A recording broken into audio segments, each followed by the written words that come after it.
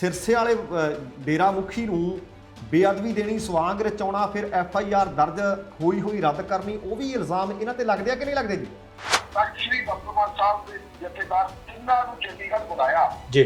ਤਿੰਨਾਂ ਨੂੰ ਚੰਡੀਗੜ੍ਹ ਬੁਲਾ ਕੇ ਜਿਹਨੂੰ ਇਹ ਗੱਲ ਕਹੀ ਕਿ ਡੇਰਾ ਮੁਖੀ ਨੂੰ ਮਾਫ ਕਰਨਾ ਹੈ, ਉਸ FIR ਨੂੰ ਰੱਦ ਕਰਨ ਵਾਸਤੇ ਅਦਾਲਤ ਦੇ ਵਿੱਚ ਇੱਕ ਐਪਲੀਕੇਸ਼ਨ ਦਿੱਤੀ ਜਾਂਦੀ ਹੈ ਔਰ ਬਾਅਦ ਵਿੱਚ ਪਰਚਾ ਰੱਦ ਵੀ ਹੋ ਜਾਂਦਾ ਟੈਕਨੀਕਲ ਗੱਲਾਂ ਕਰਕੇ, ਕੁਝ ਕਾਨੂੰਨੀ ਨੁਕਤੇ ਤੇ ਕਰਕੇ।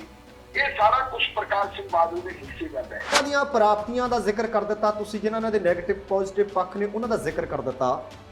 ਹੁਣ ਖੁੱਡੀਆਂ ਪਰਿਵਾਰ ਨੂੰ ਗਵਾਉਣ ਵਾਸਤੇ ਮੈਨੂੰ ਕੁਝ ਨਹੀਂ ਲੱਗਦਾ, ਜੋ ਕੁਝ ਵੀ ਹੋਊ ਪ੍ਰਾਪਤ ਹੋਊ, ਪਰ ਲੱਗਦਾ ਹੈ ਇਹਨਾਂ ਨੂੰ ਗਵਾਉਣ ਵਾਸਤੇ ਕੁਝ ਫਿਊਚਰ ਦੇ ਵਿੱਚ ਸਾਹਮਣਾ ਕਰਨਾ ਪੈ ਸਕਦਾ ਜੀ। ਖੁੱਡੀਆਂ ਪਰਿਵਾਰ ਨੂੰ ਕੋਈ ਗਵਾਉਣ ਵਾਸਤੇ ਕੁਝ ਵੀ ਨਹੀਂ ਹੈ। ਪਰ ਇਸ ਵਕਤ ਜਿਸ ਤਰ੍ਹਾਂ ਤੁਸੀਂ ਜ਼ਿਕਰ ਕਰ ਰਹੇ ਹੋ ਕਿ ਕਾਂਗਰਸ ਤੇ ਭਾਰਤੀ ਜਨਤਾ ਪਾਰਟੀ ਇਸ ਵਕਤ ਚੋਣ ਮੈਦਾਨ 'ਚ ਤਾਂ ਹੈ ਪਰ ਰੇਸ 'ਚ ਹੈ ਨਹੀਂ। ਆਮ ਆਦਮੀ ਪਾਰਟੀ ਦੇ ਜਥੇਦਾਰ ਖੁੱਡੀਆਂ ਸਾਹਿਬ ਤੇ ਦੂਸਰੇ ਪਾਸੇ ਬਾਦਲ ਸਾਹਿਬ, ਇਹਨਾਂ ਦਾ ਆਪਸ ਦੇ ਵਿੱਚ ਮੁਕਾਬਲਾ ਹੈ। ਇਕਬਾਲੀ ਲੋਕ ਕਹਿੰਦੇ ਆਪਾਂ ਜਿਹੜੇ ਲੋਕ ਕਿੱਥੇ ਵਰਗੇ ਸਾਨੂੰ ਚੁੱਪੜੇ ਹੋਏ ਆ, ਇਹਨਾਂ ਤੋਂ ਛੁਟਕਾਰਾ ਹਾਸਲ ਕਰਨਾ ਜ਼ਰੂਰੀ ਹੈ। ਇਹ ਲੋਕਾਂ ਨੇ ਸਮਝੇ 14ਵੀਆਂ ਪਾਰਲੀਮੈਂਟ ਚੋਣਾਂ ਵੇਲੇ ਤਾਂ ਆਮ ਆਦਮੀ ਪਾਰਟੀ ਬਣੀ ਨਹੀਂ ਸੀ, ਨਵੀਂ ਸੀਟਾਂ ਲੱਗ ਨਹੀਂ ਸੀ ਜੀ, ਔਰ ਉਹਨੂੰ 4 ਸੀਟਾਂ ਦੇ ਵਿੱਚ ਮਨਪ੍ਰੀਤ ਸਿੰਘ ਬਾਦਲ ਬਠਿੰਡੇ ਤੋਂ ਜੋੜ ਲੈਂਦੇ ਜੀ, ਤੇ ਬਠਿੰਡੇ ਤੇ ਵੀ ਉਹਦਾ ਮੁਕਾਬਲਾ ਜਿਹੜਾ ਹੈਗਾ ਉਹ ਆਮ ਆਦਮੀ ਪਾਰਟੀ ਦੇ ਕੈਂਡੀਡੇਟ ਨਾਲ। ਇਹ ਦੋਵੇਂ ਪਰਿਵਾਰਾਂ ਦੇ ਪੱਖ ਵਿੱਚ ਕੀ ਜਾਂਦਾ ਹੈ, ਵਿਰੋਧ ਵਿੱਚ ਕੀ ਜਾਂਦਾ ਹੈ, ਤੇ ਉਹਦਾ ਜ਼ਿਕਰ ਕਰਨਾ ਹੋਵੇ, ਪਹਿਲਾਂ ਬਾਦਲ ਸਾਹਿਬ ਤੋਂ ਸ਼ੁਰੂ ਕਰ ਦਿਓ ਜੀ ਕਿ ਬਾਦਲ ਸਾਹਿਬ ਹੋਰਾਂ ਦੇ ਪੱਖ ਵਿੱਚ ਕੀ ਜਾਂਦਾ ਤੇ ਵਿਰੋਧ 'ਚ ਕੀ ਜਾਂਦਾ ਜੀ? ਬਾਦਲ ਸਾਹਿਬ ਦੇ ਪੱਖ ਦੇ ਵਿੱਚ ਜਿਹੜੀ ਗੱਲ ਜਾਂਦੀ ਹੈ ਕਿ ਬਾਦਲ ਸਾਹਿਬ ਨੂੰ ਕਦੇ ਪਾਰਟੀ ਦੀ ਛੱਡੀ, ਨੰਬਰ 1 ਆਪਣੀ ਪਾਰਟੀ ਦੇ ਵਿੱਚ ਰਹੀ। ਪ੍ਰਕਾਸ਼ ਸਿੰਘ ਬਾਦਲ ਇਹ ਗੱਲ ਕਰਦੇ ਕਿ ਸੂਬਿਆਂ ਨੂੰ ਵੱਧ ਅਧਿਕਾਰ ਚਾਹੀਦੇ, ਲੇਕਿਨ ਉਹ ਇੰਨੇ ਦਲੀਲ ਨਹੀਂ ਕਿ ਉਹ ਕੇਂਦਰ ਦੇ ਸਾਹਮਣੇ ਅੱਖ ਪਾ ਕੇ ਅੱਖ ਗੱਲ ਕਰ ਸਕੇ। ਕਿ ਬਾਦਲ ਸਾਹਿਬ ਦੇ ਇਹ ਜਾਣ ਦੀ ਲੱਗਦਾ ਕਿ ਪਰਿਵਾਰ ਪ੍ਰਸਤ ਹੈ। ਜਦੋਂ ਪੰਜਾਬ ਦਾ ਮਾਹੌਲ ਖਰਾਬ ਹੋਣਾ ਸ਼ੁਰੂ ਹੋਇਆ ਸੀ, ਮੈंने ਆਪਣੇ ਪੁੱਛਦੇ ਭਤੀਜੇ ਨੂੰ ਪੜ੍ਹਨ ਵਾਸਤੇ ਬਾਹਰ ਤੋਂ ਦਿੱਤਾ ਸੀ।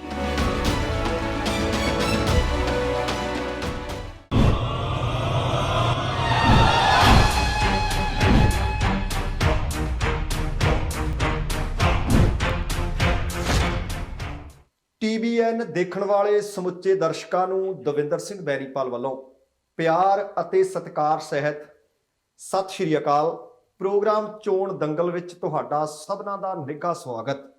ਦੋਸਤੋ, ਅੱਜ ਪੰਜਾਬ ਦੀ ਲੰਬੀ ਵਿਧਾਨ ਸਭਾ ਜਿਹੜੀ ਹਲਕਾ ਉਹ ਸੀਟ ਦੇ ਮੁਤਲਕ ਅਸੀਂ ਗੱਲਬਾਤ ਕਰਾਂਗੇ। ਆਪਣੀ ਅੱਜ ਦੀ ਇਸ ਗੱਲਬਾਤ ਦੇ ਵਿੱਚ ਸੀਨੀਅਰ ਜਰਨਲਿਸਟ ਬਖਤੌਰ ਢਿੱਲੋਂ ਸਾਹਿਬ ਮਹਿਮਾਨ ਦੇ ਤੌਰ ਤੇ ਸ਼ਿਰਕਤ ਕਰ ਰਹੇ ਹੈ। ਆਓ ਸਭ ਤੋਂ ਪਹਿਲਾਂ ਢਿੱਲੋਂ ਸਾਹਿਬ ਦਾ ਸਵਾਗਤ ਕਰਦੇ ਹਾਂ। ਬਾਈ ਜੀ, ਜੀ ਆਇਆਂ ਨੂੰ, ਸਤਿ ਸ਼੍ਰੀ ਅਕਾਲ, ਸਵਾਗਤ ਹੈ ਜੀ ਤੁਹਾਡਾ। ਸ਼ੁਕਰੀਆ ਜੀ, ਮਿਹਰਬਾਨੀ ਬੈਰੀਪਾਲ ਸਾਹਿਬ। ਤੁਹਾਡੇ ਸਾਰੇ ਹੀ ਸਰੋਤਿਆਂ ਨੂੰ, ਦਰਸ਼ਕਾਂ ਨੂੰ ਸਤਿਕਾਰ ਸਹਿਤ ਪਿਆਰ ਨਾਲ ਸਤਿ ਸ਼੍ਰੀ ਅਕਾਲ ਜੀ। ਬਾਈ ਜੀ, ਸਭ ਤੋਂ ਪਹਿਲਾਂ ਕਿਉਂਕਿ ਅੱਜ ਆਪਾਂ ਉਸ ਸੀਟ ਦਾ ਜ਼ਿਕਰ ਕਰਨ ਜਾ ਰਹੇ ਹਾਂ ਜਿਹੜੇ ਸ਼੍ਰੋਮਣੀ ਅਕਾਲੀ ਦਲ ਦੇ ਸਭ ਤੋਂ ਵੱਡੇ ਲੀਡਰ ਜਿੱਥੋਂ ਚੋਣ ਲੜ ਰਹੇ ਨੇ, ਸਰਪ੍ਰਸਤ ਨੇ ਸ਼੍ਰੋਮਣੀ ਅਕਾਲੀ ਦਲ ਦੇ 5 ਵਾਰ ਉਹਨਾਂ ਨੇ ਮੁੱਖ ਮੰਤਰੀ ਅਹੁਦੇ ਦੀ ਸਹੁੰ ਚੁੱਕੀ। ਸਾਬਕਾ ਮੁੱਖ ਮੰਤਰੀ ਪੰਜਾਬ ਪ੍ਰਕਾਸ਼ ਸਿੰਘ ਬਾਦਲ, ਉਹਨਾਂ ਦਾ ਲੰਬੀ ਹਲਕਾ 1997 ਤੋਂ ਜਿੱਤਦੇ ਆ ਤੇ ਇਸ ਵਾਰ ਸਭ ਤੋਂ ਉਮਰਦਰਾਜ਼ ਵਿਅਕਤੀ ਜੋ ਚੋਣ ਲੜ ਰਹੇ ਨੇ ਉਹ ਵੀ ਇੱਕ ਉਹਨਾਂ ਦਾ ਕੀਰਤੀਮਾਨ ਹੈ। ਇਹਦੇ ਤੋਂ ਪਹਿਲਾਂ ਕਿ ਇਸ ਹਲਕੇ ਦੇ ਵਿੱਚ ਕੀ ਕੁਝ ਹੋ ਰਿਹਾ ਹੈ, ਥੋੜਾ ਜਿਹਾ ਬਾਦਲ ਪਰਿਵਾਰ ਜਿਸ ਦੀ ਸਿਆਸੀ ਪਕੜ ਕਾਫੀ ਮਜ਼ਬੂਤ ਹੈ, ਪਿਛੋਕੜ ਬਾਰੇ ਥੋੜਾ ਜਿਹਾ ਜ਼ਰੂਰ ਜਾਣਕਾਰੀ ਦਿਓ ਜੀ ਉਹਨਾਂ ਦੇ। ਦੇਖੋ, ਪਹਿਲੀ ਗੱਲ ਤਾਂ ਜੀ ਸਰਦਾਰ ਪ੍ਰਕਾਸ਼ ਸਿੰਘ ਬਾਦਲ ਦੀ ਸਿਹਤ ਯਾਬੀ, ਉਹਨਾਂ ਦੀ ਤੰਦਰੁਸਤੀ ਤੇ ਉਹਨਾਂ ਦੀ ਲੰਬੀ ਉਮਰ ਦੀ ਕਾਮਨਾ ਕਰਦਾ ਹੋਇਆ ਮੈਂ ਸਾਰੇ ਹੀ ਸੱਜਣਾਂ ਨੂੰ ਦੱਸਣਾ ਚਾਹੁੰਦਾ ਕਿ ਪਿਛਲੇ ਦਿਨਾਂ 'ਚ ਸਰਦਾਰ ਪ੍ਰਕਾਸ਼ ਸਿੰਘ ਬਾਦਲ ਜਦੋਂ ਚੋਣ ਮੁਹਿੰਮ ਦੇ ਵਿੱਚ ਜੁਟੇ ਹੋਏ ਸੀ, ਉਸ ਵੇਲੇ ਉਹਨਾਂ ਨੂੰ ਥੋੜੀ ਜਿਹੀ ਤਕਲੀਫ ਹੋਈ ਕਿ ਉਹ ਚਲੇ ਗਏ ਸੀ DMC ਲੁਧਿਆਣਾ ਜੀ। ਉੱਥੋਂ ਕੋਰੋਨਾ ਪੋਜ਼ਿਟਿਵ ਪਾਏ ਗਏ ਸੀ, ਕਈ ਦਿਨ ਉੱਥੇ ਰਹੇ ਤੇ ਉਹਨਾਂ ਨੂੰ ਛੁੱਟੀ ਦਿੱਤੀ ਸੀ। ਕੱਲ ਤਬੀਅਤ ਫੇਰ ਉਹਨਾਂ ਦੀ ਨਾਸਾਜ਼ ਹੋ ਗਈ ਸੀ ਤੇ ਉਹਨਾਂ ਨੂੰ ਪਹਿਲਾਂ PGI ਤੇ ਫਿਰ ਸਪੋਰਟਸ ਹਸਪਤਾਲ ਵਿੱਚ ਦਾਖਲ ਕਰਵਾਇਆ ਗਿਆ। ਹੁਣ ਉਹਨਾਂ ਦੇ ਮੀਡੀਆ ਐਡਵਾਈਜ਼ਰ ਹਰਚਰਨ ਬੈਂਸ ਹੋਰਾਂ ਦਾ ਇੱਕ ਟਵੀਟ ਆਇਆ ਜਿਹਦੇ ਵਿੱਚ ਉਹਨਾਂ ਨੇ ਦੱਸਿਆ ਕਿ ਪ੍ਰਕਾਸ਼ ਸਿੰਘ ਬਾਦਲ ਉਹਨਾਂ ਨੂੰ ਛੁੱਟੀ ਮਿਲ ਗਈ ਹੈ ਜੀ ਤੇ ਡਾਕਟਰਾਂ ਨੇ ਐਡਵਾਈਜ਼ ਕੀਤਾ ਕਿ ਉਹ ਕਾਹੇ ਬਗਾਹੇ ਆਪਣਾ ਚੈੱਕਅਪ ਕਰਵਾਉਂਦੇ ਰਹੇ। ਉਹਨਾਂ ਦੀ ਗੈਰ ਮੌਜੂਦਗੀ ਦੇ ਵਿੱਚ ਕੱਲ ਕੰਪੇਨ ਕੀਤੀ ਹੈ ਓਮ ਪ੍ਰਕਾਸ਼ ਚੌਟਾਲਾ ਨੇ ਲੰਬੀ ਹਲਕੇ ਦੇ ਵਿੱਚ ਜੀ। ਇੱਥੋਂ ਆਪਾਂ ਅੰਦਾਜ਼ਾ ਲਾ ਸਕਦੇ ਹਾਂ ਕਿ ਇਹ ਪਰਿਵਾਰ ਕਿੰਨਾ ਸ਼ਕਤੀਸ਼ਾਲੀ ਹੈ, ਇਹਨਾਂ ਦੇ ਕਿੰਨੇ ਕੰਟੈਕਟ ਹੈ, ਕੀ ਕੁਛ ਹੈ। ਜੇ ਅਸੀਂ ਸਰਦਾਰ ਪ੍ਰਕਾਸ਼ ਸਿੰਘ ਬਾਦਲ ਦੀ ਗੱਲ ਕਰੀਏ ਤਾਂ ਪ੍ਰਕਾਸ਼ ਸਿੰਘ ਬਾਦਲ ਹੋਣਾ ਨੇ ਲਾਹੌਰ ਤੋਂ ਆਪਣੀ ਐਜੂਕੇਸ਼ਨ ਪੂਰੀ ਕੀਤੀ ਸੀ ਜੀ। ਇਹਨਾਂ ਦੀ ਰਿਸ਼ਤੇਦਾਰੀ ਇੱਕ ਪੰਜਾਬ ਦੇ ਬਹੁਤ ਹੀ ਸਤਿਕਾਰਤ ਪਰਿਵਾਰ ਦੇ ਨਾਲ ਪੈ ਗਈ ਸੀ। ਪ੍ਰਕਾਸ਼ ਸਿੰਘ ਬਾਦਲ ਹੋਣਾ ਦੀ ਭੈਣ ਚਾਚੇ ਦੀ ਧੀ ਸਰਦਾਰ ਬਲਦੇਵ ਸਿੰਘ ਦੁਮਨਾ ਜੀ ਜਿਹੜੇ ਭਾਰਤ ਦੇ ਪਹਿਲੇ ਡਿਫੈਂਸ ਮਿਨਿਸਟਰ ਹੁੰਦੇ ਸੀ ਔਰ ਜਿਹੜੇ ਹਿੰਦੁਸਤਾਨ ਟਾਈਮਜ਼ ਅਖਬਾਰ ਦੇ ਸੰਚਾਲਕ ਸੀ, ਜੀ ਜਿਨ੍ਹਾਂ ਨੇ ਹਿੰਦੁਸਤਾਨ ਟਾਈਮਜ਼ ਸਟਾਰਟ ਕੀਤਾ ਸੀ, ਉਹਨਾਂ ਦੇ ਸੁਪੁੱਤਰ ਸਰਦਾਰ ਸੁਰਜੀਤ ਸਿੰਘ ਨਾਲ ਹੋਈ ਸੀ। ਔਰ ਸਰਦਾਰ ਬਲਦੇਵ ਸਿੰਘ ਜਿਹੜੇ ਅਕਾਲੀ ਲਹਿਰ ਦੇ ਬਹੁਤ ਵੱਡੇ ਆਗੂ ਸੀ, ਇਹ ਆਪਾਂ ਕਹਿ ਸਕਦੇ ਹਾਂ ਕਿ ਮਾਸਟਰ ਤਾਰਾ ਸਿੰਘ ਦੇ ਜ਼ਮਾਨੇ ਦੇ ਵਿੱਚ ਉਹ ਹੀ ਨਿਰਦੇਸ਼ਿਤ ਕਰਦੇ ਸੀ ਅਕਾਲੀ ਸਿਆਸਤ। ਉਹਨਾਂ ਦਿਨਾਂ ਦੇ ਵਿੱਚ ਗਿਆਨੀ ਕਰਤਾਰ ਸਿੰਘ 1947 ਭਾਰਤ ਜਦੋਂ ਆਜ਼ਾਦ ਹੋ ਗਿਆ, ਨਵਾਂ ਪੰਜਾਬ ਬਣ ਗਿਆ ਜੀ ਔਰ ਇੱਥੇ ਸਰਦਾਰ ਪ੍ਰਤਾਪ ਸਿੰਘ ਕੈਰੋਂ ਮੁੱਖ ਮੰਤਰੀ ਬਣ ਜਾਂਦੇ ਤੇ ਉਹਨਾਂ ਸਮਿਆਂ ਦੇ ਵਿੱਚ ਸਰਦਾਰ ਗਿਆਨੀ ਕਰਤਾਰ ਸਿੰਘ ਜੀ ਜੀ ਉਹ ਪੰਜਾਬ ਦੇ ਰੈਵਨਿਊ ਮਿਨਿਸਟਰ ਹੁੰਦੇ ਸੀ। ਜਦੋਂ ਰੈਵਨਿਊ ਮਿਨਿਸਟਰ ਹੁੰਦੇ ਸੀ ਤੇ ਉਹਨਾਂ ਦਿਨਾਂ ਦੇ ਵਿੱਚ ਨਾਇਬ ਤਹਿਸੀਲਦਾਰਾਂ ਦੀਆਂ ਅਸਾਮੀਆਂ ਨਿਕਲੀਆਂ ਸੀ। ਸਰਦਾਰ ਪ੍ਰਕਾਸ਼ ਸਿੰਘ ਬਾਦਲ ਨੇ ਨਾਇਬ ਤਹਿਸੀਲਦਾਰ ਬਣਨ ਵਾਸਤੇ ਅਪਲਾਈ ਕਰਤਾ ਜੀ, ਸਿਫਾਰਿਸ਼ ਦੀ ਲੋੜ ਸੀ। ਸੋ ਇਹ ਆਪਣੇ ਚਾਚਾ ਜੀ ਜਿਹੜੇ ਇਹਨਾਂ ਦੇ ਪੋਲੀਟੀਕਲ ਗੁਰੂ ਵੀ ਸੀ ਸਰਦਾਰ ਤੇਜਾ ਸਿੰਘ ਬਾਦਲ ਨੂੰ ਨਾਲ ਲੈ ਕੇ ਸਰਦਾਰ ਬਲਦੇਵ ਸਿੰਘ ਕੋਲੇ ਜਾਂਦੇ ਕਿ ਤੁਸੀਂ ਗਿਆਨੀ ਜੀ ਨੂੰ ਕਹਿ ਕੇ ਤੇ ਮੁੰਡੇ ਨੂੰ ਨਾਇਬ ਤਹਿਸੀਲਦਾਰ ਭਰਤੀ ਕਰਵਾ ਦਿਓ ਜੀ ਇਤਫਾਕਨ ਗਿਆਨੀ ਕਰਤਾਰ ਸਿੰਘ ਵੀ ਬਲਦੇਵ ਸਿੰਘ ਹੋਣਾ ਦੇ ਕੋਲ ਹੀ ਬੈਠੀ ਸੀ। ਤੇ ਜਦੋਂ ਇਹ ਗੱਲ ਕਹੀ ਤੇ ਬਲਦੇਵ ਸਿੰਘ ਹੋਣਾ ਨੇ ਕਿਹਾ ਕਿ ਅੱਗੇ 57 ਚ ਚੋਣਾਂ ਆਉਣ ਵਾਲੀਆਂ। ਮੈਂ ਤਾਂ ਸੋਚਦਾ ਇਸ ਮੁੰਡੇ ਨੂੰ ਐਮਐਲਏ ਬਣਾ ਦਈਏ, ਮਲੋਟ ਹਲਕੇ ਤੋਂ ਆਪਾਂ ਇਹਨਾਂ ਨੂੰ ਖੜੇ ਕਰੀਏ ਤੇ ਤੁਸੀਂ ਇਹਨੂੰ ਤਹਿਸੀਲਦਾਰ ਬਣਾਉਣ ਦੀ ਗੱਲ ਕਰਦੇ ਹੋ। ਤਾਂ ਬਾਦਲ ਸਾਹਿਬ ਨੇ ਕਹਿਤਾ ਨਹੀਂ ਜੀ ਨਾ ਮਾਸਟਰ ਜੀ, ਮੈਨੂੰ ਤਾਂ ਤਹਿਸੀਲਦਾਰੀ ਭਰਤੀ ਕਰਵਾ ਦਿਓ ਜੀ। ਉਹ ਬੈਠੇ ਗਿਆਨੀ ਕਰਤਾਰ ਸਿੰਘ ਨੇ ਕਿਹਾ ਸੀ ਕਿ ਕਾਕਾ ਜੀ ਆ ਸਰਦਾਰ ਦੀ ਗੱਲ ਸੁਣੋ, ਜੇ ਤੁਸੀਂ ਇਹਨਾਂ ਦੀ ਗੱਲ ਤੇ ਅਮਲ ਕਰੋਗੇ ਤਾਂ ਤੁਸੀਂ ਖੁਦ ਮੈਂ ਤਹਿਸੀਲਦਾਰ ਭਰਤੀ ਕਰਿਆ ਕਰੋਗੇ। ਤਾਂ 1957 ਦੇ ਵਿੱਚ ਇਹਨਾਂ ਨੇ ਪਹਿਲੀ ਚੋਣ ਲੜੀ ਸੀ ਔਰ ਉਦੋਂ ਇਹ ਐਮਐਲਏ ਬਣ ਗਏ ਸੀ। ਉਹ ਤੋਂ ਬਾਅਦ ਪਿਛਾਂਹ ਮੁੜ ਕੇ ਨਹੀਂ ਦੇਖਿਆ। ਆਪਣੀ ਜ਼ਿੰਦਗੀ ਦੇ ਵਿੱਚ ਇਹਨਾਂ ਨੇ ਸਿਰਫ ਇੱਕ ਚੋਣ ਹਾਰੀ ਹੈ ਤੇ ਉਹ ਵੀ 1967 ਦੇ ਵਿੱਚ ਆਪਣੇ ਰਿਸ਼ਤੇਦਾਰ ਹਰਚਰਨ ਸਿੰਘ ਬਰਾੜ ਤੋਂ 57 ਵੋਟਾਂ ਦੇ ਫਰਕ ਨਾਲ ਗਿਣਵਾ ਹਲਕੇ ਤੋਂ ਹਾਰੀ ਸੀ। ਸੋ ਇਹ ਥੋੜਾ ਜਿਹਾ ਇਹਨਾਂ ਦਾ ਪਿਛੋਕੜ ਹੈ ਬਾਦਲ ਸਾਹਿਬ ਦਾ ਤੇ ਬਾਦਲ ਪਰਿਵਾਰ ਦਾ ਜੀ। ਅੱਛਾ, ਹੁਣ ਇਹ ਕਿਉਂਕਿ ਸਭ ਤੋਂ ਉਮਰ ਦਰਾਜ਼ ਲੀਡਰ ਨੇ ਜਿਹੜੇ 5 ਸੂਬਿਆਂ ਦੇ ਵਿੱਚ ਚੋਣਾਂ ਹੋ ਰਹੀਆਂ ਨੇ, ਉਹਨਾਂ ਸਾਰਿਆਂ ਦੇ ਵਿੱਚੋਂ ਵੀ ਤੇ ਪੰਜਾਬ ਦੇ ਵਿੱਚੋਂ ਆਫ ਕੋਰਸ ਲੰਬੀ ਹਲਕਾ, ਕਿਉਂਕਿ ਪਹਿਲਾਂ ਇਹ ਤੁਹਾਨੂੰ ਪਤਾ ਹੈ ਕਿ ਇਸ ਹਲਕੇ ਤੋਂ ਚੋਣ ਨਹੀਂ ਸੀ ਲੜਿਆ ਕਰਦੇ। ਹੁਣ ਚੌਥੀ ਵਾਰੀ ਇਸੇ ਹਲਕੇ ਤੋਂ ਚੋਣ ਜਿੱਤ ਕੇ ਤੇ ਦੁਬਾਰਾ ਇੱਕ ਵਾਰੀ ਫੇਰ ਤੋਂ ਇਸ ਹਲਕੇ ਤੋਂ ਆਪਣੀ ਕਿਸਮਤ ਅਜ਼ਮਾ ਰਹੇ ਨੇ। ਪਹਿਲਾਂ ਅਟਕਲਾਂ ਦਾ ਬਾਜ਼ਾਰ ਗਰਮ ਸੀ ਕਿ ਸ਼ਾਇਦ ਪ੍ਰਕਾਸ਼ ਸਿੰਘ ਬਾਦਲ ਉਮਰ ਦਰਾਜ਼ ਹੋ ਗਏ ਹੈ, ਸ਼ਾਇਦ ਇਸ ਵਾਰ ਚੋਣ ਨਾ ਲੜਨ, ਪਰ ਸਾਰਿਆਂ ਤੋਂ ਆਖਰੀ ਜਿਹੜੀ ਸੀਟ ਦਾ ਐਲਾਨ ਸ਼੍ਰੋਮਣੀ ਅਕਾਲੀ ਦਲ ਨੇ ਕੀਤਾ ਉਹ ਬਾਦਲ ਸਾਹਿਬ ਵਾਲੀ ਦਾ ਕੀਤਾ। ਤੇ ਦੂਸਰੇ ਪਾਸੇ ਆਪਾਂ ਨੂੰ ਪਤਾ ਕਿ ਆਮ ਆਦਮੀ ਪਾਰਟੀ ਤੋਂ ਗੁਰਬੀਰ ਸਿੰਘ ਖੁੱਡੀਆਂ ਸਾਹਿਬ ਨੇ, ਅਬਲ ਖੁਰਾਣਾ ਕਾਂਗਰਸ ਵਾਲਿਆਂ ਨੇ ਲਿਆਂਦੇ ਹੈ ਤੇ ਨਾਲ ਹੀ ਭਾਜਪਾ ਵਾਲੇ ਰਾਕੇਸ਼ ਢੀਂਗਰਾ ਸਾਹਿਬ ਇਸ ਤੁਹਾਡੇ ਲੰਬੀ ਹਲਕੇ ਤੋਂ ਚੋਣ ਮੈਦਾਨ ਵਿੱਚ ਉਤਰ ਚੁੱਕੇ ਨੇ। ਜੇ ਆਪਾਂ ਪੇਤਲੀ ਦੀ ਨਜ਼ਰ ਮਾਰੀਏ, ਹਾਲੇ ਤੁਹਾਨੂੰ ਪਤਾ ਕਿ ਇੱਕ ਰਾਤ ਦੇ ਵਿੱਚ ਬੜਾ ਕੁਝ ਫੇਰ ਬਦਲ ਹੋ ਜਾਂਦਾ ਹੈ। ਇਸ ਵਕਤ ਜੇ ਅੱਜ ਚੋਣਾਂ ਹੋ ਜਾਣ, ਲੰਬੀ ਹਲਕੇ ਦੇ ਲੋਕ ਕਿੱਧਰ ਭੁਗਤਣ ਨੂੰ ਤਿਆਰ ਹੋਏ ਫਿਰਦੇ ਆ ਜੀ? ਦੇਖੋ, ਇਹਦੇ ਵਿੱਚ ਕੋਈ ਸ਼ੱਕ ਨਹੀਂ ਕਿ ਬਾਦਲ ਪਰਿਵਾਰ ਦੀ ਲੰਬੀ ਹਲਕੇ ਦੇ ਉੱਤੇ ਬਹੁਤ ਪੁਰਾਣੀ ਜਕੜ ਹੈ ਜੀ। ਸਰਦਾਰ ਪ੍ਰਕਾਸ਼ ਸਿੰਘ ਬਾਦਲ ਭਾਵੇਂ 1997 ਦੇ ਵਿੱਚ ਇੱਥੋਂ ਪਹਿਲੀ ਵਾਰ ਚੋਣ ਲੜੇ ਸੀ ਲੰਬੀ ਤੋਂ, ਲੇਕਿਨ ਪਹਿਲਾਂ ਵੀ ਜੇ ਆਪਾਂ ਦੇਖੀਏ ਇਹਨਾਂ ਦੇ ਛੋਟੇ ਭਰਾ ਗੁਰਦਾਸ ਸਿੰਘ ਬਾਦਲ ਨੇ ਵੀ ਚੋਣ ਲੜੀ ਸੀ। ਇਹਨਾਂ ਦੇ ਚਚੇਰੇ ਭਰਾ ਸਰਦਾਰ ਹਰਦੀਪਿੰਦਰ ਸਿੰਘ ਬਾਦਲ ਨੇ ਵੀ ਚੋਣ ਲੜੀ ਸੀ ਜੀ। ਉਹ ਤੋਂ ਪਹਿਲਾਂ ਹਲਕਾ ਰਿਜ਼ਰਵ ਹੁੰਦਾ ਸੀਗਾ ਤੇ ਬੰਦਾ ਉਹੀ ਜਿੱਤਦਾ ਸੀ ਜਿਹਦੇ ਉੱਤੇ ਬਾਦਲ ਪਰਿਵਾਰ ਦੀ ਸਰਪ੍ਰਸਤੀ ਹੁੰਦੀ ਸੀ, ਇਹਨਾਂ ਦਾ ਥਾਪੜਾ ਹੁੰਦਾ ਸੀ, ਇਹਨਾਂ ਦਾ ਆਸ਼ੀਰਵਾਦ ਹੁੰਦਾ ਸੀ, ਉਹ ਜਿੱਤਦਾ ਰਿਹਾ ਜੀ। ਲੇਕਿਨ ਜਦੋਂ ਫਿਰ ਹਲਕਾਬੰਦੀ ਹੋਈ, ਹਲਕਾਬੰਦੀ ਤੋਂ ਬਾਅਦ ਜਨਰਲ ਹੋ ਗਿਆ ਸੀ ਕਿ ਉਦੋਂ ਤੋਂ ਬਾਦਲ ਪਰਿਵਾਰ ਹੀ ਇੱਥੇ ਜਿੱਤਾ ਆ ਰਿਹਾ ਹੈ। ਜੇ ਆਪਾਂ ਦੇਖੀਏ ਇਸ ਵੇਲੇ ਦੀ ਸਥਿਤੀ ਜੋ ਹੈਗੀ ਹੈ, ਮੁੱਖ ਤੌਰ ਤੇ ਕੋਈ ਸ਼ੱਕ ਨਹੀਂ ਕਿ ਮੇਰਾ ਕਹਿਣਾ ਵੀ ਲੰਬੀ ਹਲਕੇ ਦਾ ਕੋਈ ਪਿੰਡ ਅਜਿਹਾ ਨਹੀਂ ਹੋਣਾ ਜਿਸ ਪਿੰਡ ਦੇ ਹਰ ਵਿਅਕਤੀ ਦੇ ਉੱਤੇ ਪ੍ਰਕਾਸ਼ ਸਿੰਘ ਬਾਦਲ ਜਾਂ ਉਹਨਾਂ ਦੇ ਪਰਿਵਾਰ ਦਾ ਅਹਿਸਾਨ ਨਾ ਹੋਵੇ। ਬਹੁਤ ਵੱਡੇ ਵੱਡੇ ਅਹਿਸਾਨ ਹੈ। ਘਰ ਘਰ ਨੌਕਰੀ ਇਹਨਾਂ ਨੇ ਲੋਕਾਂ ਨੂੰ ਦਵਾਈਆਂ, ਪਤਾ ਨਹੀਂ ਫੰਡ ਕਿੰਨੇ ਕਿੰਨੇ ਤੇ ਹਰ ਸਾਲ ਦੇ ਹੈਗੇ, ਘਰ ਰਿਪੇਅਰ ਆਉਂਦੇ ਇੰਨੇ ਫੰਡ ਦਿੱਤੇ, ਕੋਈ ਅੰਤ ਹੀ ਨਹੀਂ। ਜਿੰਨਾ ਵੀ ਉਹਨਾਂ ਨੇ ਕੰਸਟੀਟਿਊਸ਼ਨ ਨੂੰ ਨਰਸ ਕਰ ਸਕਦੇ ਸੀ ਉਹਨੇ ਨਰਸ ਕੀਤਾ। ਲੇਕਿਨ ਆਪਾਂ ਇਹ ਜਾਣਦੇ ਹਾਂ ਕਿ ਜੇ ਆਪਾਂ ਅਰਜ਼ੇ ਨੂੰ ਹੋਰ ਲੈ ਜਾਈਏ ਤਾਂ ਕਈ ਵਾਰੀ ਫਿਰ ਉਹ ਵਾਲਾ ਵੀ ਮਾਰਦਾ ਹੈ। ਐਟ ਪ੍ਰੈਜ਼ੈਂਟ ਜੋ ਸਿਚੁਏਸ਼ਨ ਹੈ ਇਹਦੇ ਵਿੱਚ ਕੋਈ ਸ਼ੱਕ ਨਹੀਂ ਕਿ ਬਾਦਲ ਸਾਹਿਬ ਬੜੇ ਵੱਡੇ ਲੀਡਰ ਹੈ। ਜਦੋਂ ਇਹਨਾਂ ਨੇ ਪਹਿਲੀ ਚੋਣ ਲੜੀ ਸੀ ਤੇ ਉਹ ਲੜੀ ਸੀ ਇਹਨਾਂ ਨੇ 30 ਸਾਲ ਦੀ ਉਮਰ ਚ, 57 ਚ ਇਹਨਾਂ ਦੀ ਉਮਰ 30 ਸਾਲ ਸੀ ਜੀ। ਤੇ ਅੱਜ ਮੇਰਾ ਕਹਿਣਾ ਆਪਣੀ ਜ਼ਿੰਦਗੀ ਦੀ ਜਿਹੜੀ ਅੰਤਮ ਆਪਾਂ ਉਮਰ ਦੀ ਲੰਬੀ ਉਮਰ ਦੀ ਕਾਮਨਾ ਕਰਦੇ ਹਾਂ, ਪਰ ਮੈਨੂੰ ਲੱਗਦਾ ਵੀ ਇਹ ਉਹਨਾਂ ਦੀ ਅੰਤਮ ਲੜਾਈ ਹੈ। ਅੰਤਮ ਲੜਾਈ ਉਹ ਲੜ ਰਹੇ 95 ਸਾਲ ਦੀ ਉਮਰ ਚ। ਤੇ ਮੇਰੇ ਖਿਆਲ ਮੁਤਾਬਕ ਦੇਸ਼ ਦੇ ਸਭ ਤੋਂ ਸੀਨੀਅਰ ਆਗੂ ਉਹ ਹੈ। ਜਿਸ ਬੰਦੇ ਨਾਲ ਮੁਕਾਬਲਾ ਹੈ ਉਸ ਬੰਦੇ ਦਾ ਨਾਮ ਗੁਰਮੀਤ ਸਿੰਘ ਖੁੱਡੀਆਂ, ਉਹ ਆਮ ਆਦਮੀ ਪਾਰਟੀ ਦੇ ਕੈਂਡੀਡੇਟ ਹੈ ਜੀ। ਸਵਾਲ ਇਹ ਹੋ ਸਕਦਾ ਕਿ ਗੁਰਮੀਤ ਸਿੰਘ ਖੁੱਡੀਆਂ ਕਿਉਂ, ਜਗਪਾਲ ਸਿੰਘ ਅਮਨ ਖੁਰਾਣਾ ਕਿਉਂ ਨਹੀਂ ਜੀ। ਇੱਥੇ ਮੈਂ ਦੱਸਣਾ ਚਾਹੁੰਦਾ ਕਿ ਜਗਪਾਲ ਸਿੰਘ ਅਮਨ ਖੁਰਾਣਾ ਜਿਹੜੇ ਹੈ ਉਹ ਸਰਦਾਰ ਗੁਰਨਾਮ ਸਿੰਘ ਅਮਨ ਖੁਰਾਣਾ ਦੇ ਅਡਾਪਟਡ ਸਨ ਹੈ, ਉਹਨਾਂ ਦੇ ਪੂਰੇ ਸਾਥੀ ਜੀ। ਪਰ ਗੁਰਨਾਮ ਸਿੰਘ ਅਮਨ ਖੁਰਾਣਾ ਨੇ 2002 ਦੇ ਵਿੱਚ ਜਦੋਂ ਇੱਥੋਂ ਚੋਣ ਲੜੀ ਸੀ, ਉਹਨਾਂ ਨੂੰ ਕਾਂਗਰਸ ਪਾਰਟੀ ਨੇ ਟਿਕਟ ਦਿੱਤੀ ਸੀ ਜੀ। ਉਦੋਂ ਉਹਨਾਂ ਨੂੰ ਸਿਰਫ 10,000 ਵੋਟਾਂ ਪਈਆਂ ਸੀ ਤੇ ਬਹੁਤ ਬੁਰੀ ਤਰ੍ਹਾਂ ਉਹ ਹਾਰੇ ਸੀ। ਉਸ ਵੇਲੇ ਦੇ ਵਿੱਚ ਸਰਦਾਰ ਮਹੇਸ਼ਿੰਦਰ ਸਿੰਘ ਬਾਦਲ, ਜਿਹੜੇ ਬਾਦਲ ਸਾਹਿਬ ਦੇ ਚਾਚੇ ਦੇ ਪੁੱਤ ਭਰਾ ਹੈ, ਸਰਦਾਰ ਤੇਜਾ ਸਿੰਘ ਬਾਦਲ ਦੇ ਪੁੱਤਰ ਹੈ ਜੀ, ਉਹਨਾਂ ਨੇ ਇੰਡੀਪੈਂਡੈਂਟ ਚੋਣ ਲੜੀ ਸੀ ਤੇ ਉਹਨਾਂ ਨੂੰ 26,000 ਤੋਂ ਵੱਧ ਵੋਟਾਂ ਮਿਲੀਆਂ ਸੀ। ਇੱਥੇ ਮੈਂ ਇਹ ਵੀ ਗੱਲ ਕਰਨੀ ਜ਼ਰੂਰੀ ਸਮਝਦਾ ਕਿ ਸਰਦਾਰ ਮਹੇਸ਼ਿੰਦਰ ਸਿੰਘ ਬਾਦਲ ਤੇ ਸਰਦਾਰ ਗੁਰਮੀਤ ਸਿੰਘ ਖੁੱਡੀਆਂ ਨੂੰ ਲੋਕ ਇਸ ਹਲਕੇ ਦੇ ਲੋਕ ਹਲਕਾਂ ਦੀ ਜੋੜੀ ਤੇ ਸ਼ਰੀਫ ਦਰਵੇਸ਼ ਸਿਆਸਤਦਾਨ ਮੰਨਦੇ ਹੈ, ਲੋਹੀਆਂ ਵਾਲੇ ਸਿਆਸਤਦਾਨ ਮੰਨਦੇ, ਦੋਨੇ ਬੜੇ ਸਾਊ ਆਦਮੀ ਨੇ। ਸੋ ਇੱਕ ਆਪਾਂ ਅੰਦਾਜ਼ਾ ਲਾ ਸਕਦੇ ਕਿ ਜਿਹੜੀ 2017 ਦੀ ਇਲੈਕਸ਼ਨ ਹੈ ਜੀ, 2017 ਦੀ ਇਲੈਕਸ਼ਨ ਆਮ ਆਦਮੀ ਪਾਰਟੀ ਵੱਲੋਂ ਲੜੀ ਗਈ ਸੀ ਸਰਦਾਰ ਜਰਨੈਲ ਸਿੰਘ ਵੱਲੋਂ, ਤੇ ਜਰਨੈਲ ਸਿੰਘ ਹੋਰੀ 30,000 ਦੇ ਕਰੀਬ ਵੋਟਾਂ ਇੱਥੋਂ ਲੈ ਗਈ ਸੀ ਜੀ। 30,000 ਵੋਟ ਉਹ ਤੇ ਇਸ ਵੇਲੇ ਕਾਂਗਰਸ ਪਾਰਟੀ ਦਾ ਕੈਂਡੀਡੇਟ ਮੈਦਾਨ ਦੇ ਵਿੱਚ ਜ਼ਰੂਰ ਹੈ, ਲੇਕਿਨ ਲੜਾਈ ਚ ਹੈ ਨਹੀਂ ਤੇ ਨਾ ਹੀ ਜਿਹੜਾ ਬੀਜੇਪੀ ਦਾ ਉਮੀਦਵਾਰ ਲੜਾਈ ਚ ਹੈ। ਸਿੱਧੀ ਲੜਾਈ ਇੱਥੇ ਅਕਾਲੀ ਦਲ ਤੇ ਆਮ ਆਦਮੀ ਪਾਰਟੀ ਦੇ ਕੈਂਡੀਡੇਟ ਦੋਆ ਪ੍ਰਕਾਸ਼ ਸਿੰਘ ਬਾਦਲ ਤੇ ਗੁਰਮੀਤ ਸਿੰਘ ਖੁੱਡੀਆਂ, ਤੇ ਗੁਰਮੀਤ ਸਿੰਘ ਖੁੱਡੀਆਂ ਦੇ ਪਰਿਵਾਰ ਦੀ ਇਸ ਹਲਕੇ ਦੇ ਵਿੱਚ ਜਿਹੜੀ ਹੈਗੀ ਇੱਜ਼ਤ ਤੇ ਸਤਿਕਾਰ ਹੈ। ਮੇਰਾ ਖਿਆਲ ਪੰਜਾਬ ਦੇ ਵਿੱਚ ਕਿਸੇ ਪੋਲੀਟੀਸ਼ੀਅਨ ਦੀ ਹੋਰ ਇੰਨੀ ਇੱਜ਼ਤ ਨਹੀਂ ਹੋਣੀ ਹਲਕੇ ਦੀ ਜਿੰਨੀ ਗੁਰਮੀਤ ਸਿੰਘ ਖੁੱਡੀਆਂ ਦੀ ਹੈ। ਅੱਛਾ, ਹੁਣ ਬਾਈ ਜੀ ਇੱਥੇ ਇੱਕ ਮਿੰਟ ਵਾਸਤੇ ਮੈਂ ਤੁਹਾਨੂੰ ਰੋਕਣਾ ਚਾਹੁੰਦਾ। ਜਿਸ ਤਰ੍ਹਾਂ ਮੈਂ ਥੋੜਾ ਜਿਹਾ ਪਿਛੋਕੜ ਤੁਹਾਡੇ ਤੋਂ ਪੁੱਛਿਆ ਸੀ ਬਾਦਲ ਪਰਿਵਾਰ ਦਾ, ਪ੍ਰਕਾਸ਼ ਸਿੰਘ ਬਾਦਲ ਹੋਰਾਂ ਦਾ, ਹੋ ਸਕਦਾ ਜਿਹੜੀ ਨਵੀਂ ਪਨੀਰੀ ਹੋਵੇ ਉਹ ਖੁੱਡੀਆਂ ਸਾਹਿਬ ਦੇ ਜਿਹੜਾ ਪਰਿਵਾਰ ਹੈ ਉਹਦੇ ਬਾਬਤ ਬਹੁਤੀ ਜਾਣਕਾਰੀ ਨਾ ਰੱਖਦੀ ਹੋਵੇ। ਤੁਸੀਂ ਸਾਊ ਪੁਣੇ ਦਾ ਜ਼ਿਕਰ ਕੀਤਾ ਹੈ, ਤੁਸੀਂ ਦਰਵੇਸ਼ ਪੁਣੇ ਦਾ ਜ਼ਿਕਰ ਕੀਤਾ ਹੈ, ਥੋੜਾ ਜਿਹਾ ਪਿਛੋਕੜ ਇਹਨਾਂ ਦਾ ਵੀ ਦੱਸ ਦਿੱਤਾ ਜਾਵੇ ਤਾਂ ਕਿ ਦਰਸ਼ਕ ਜਿਹੜੇ ਇਸ ਵਕਤ ਵੇਖ ਰਹੇ ਨੇ, ਜੁੜੇ ਹੋਏ ਨੇ, ਕਿ ਗੁਰਮੀਤ ਸਿੰਘ ਖੁੱਡੀਆਂ ਸਾਹਿਬ ਹੋਰਾਂ ਦੇ ਪਰਿਵਾਰ ਦਾ ਪਿਛੋਕੜ ਕੀ ਹੈ।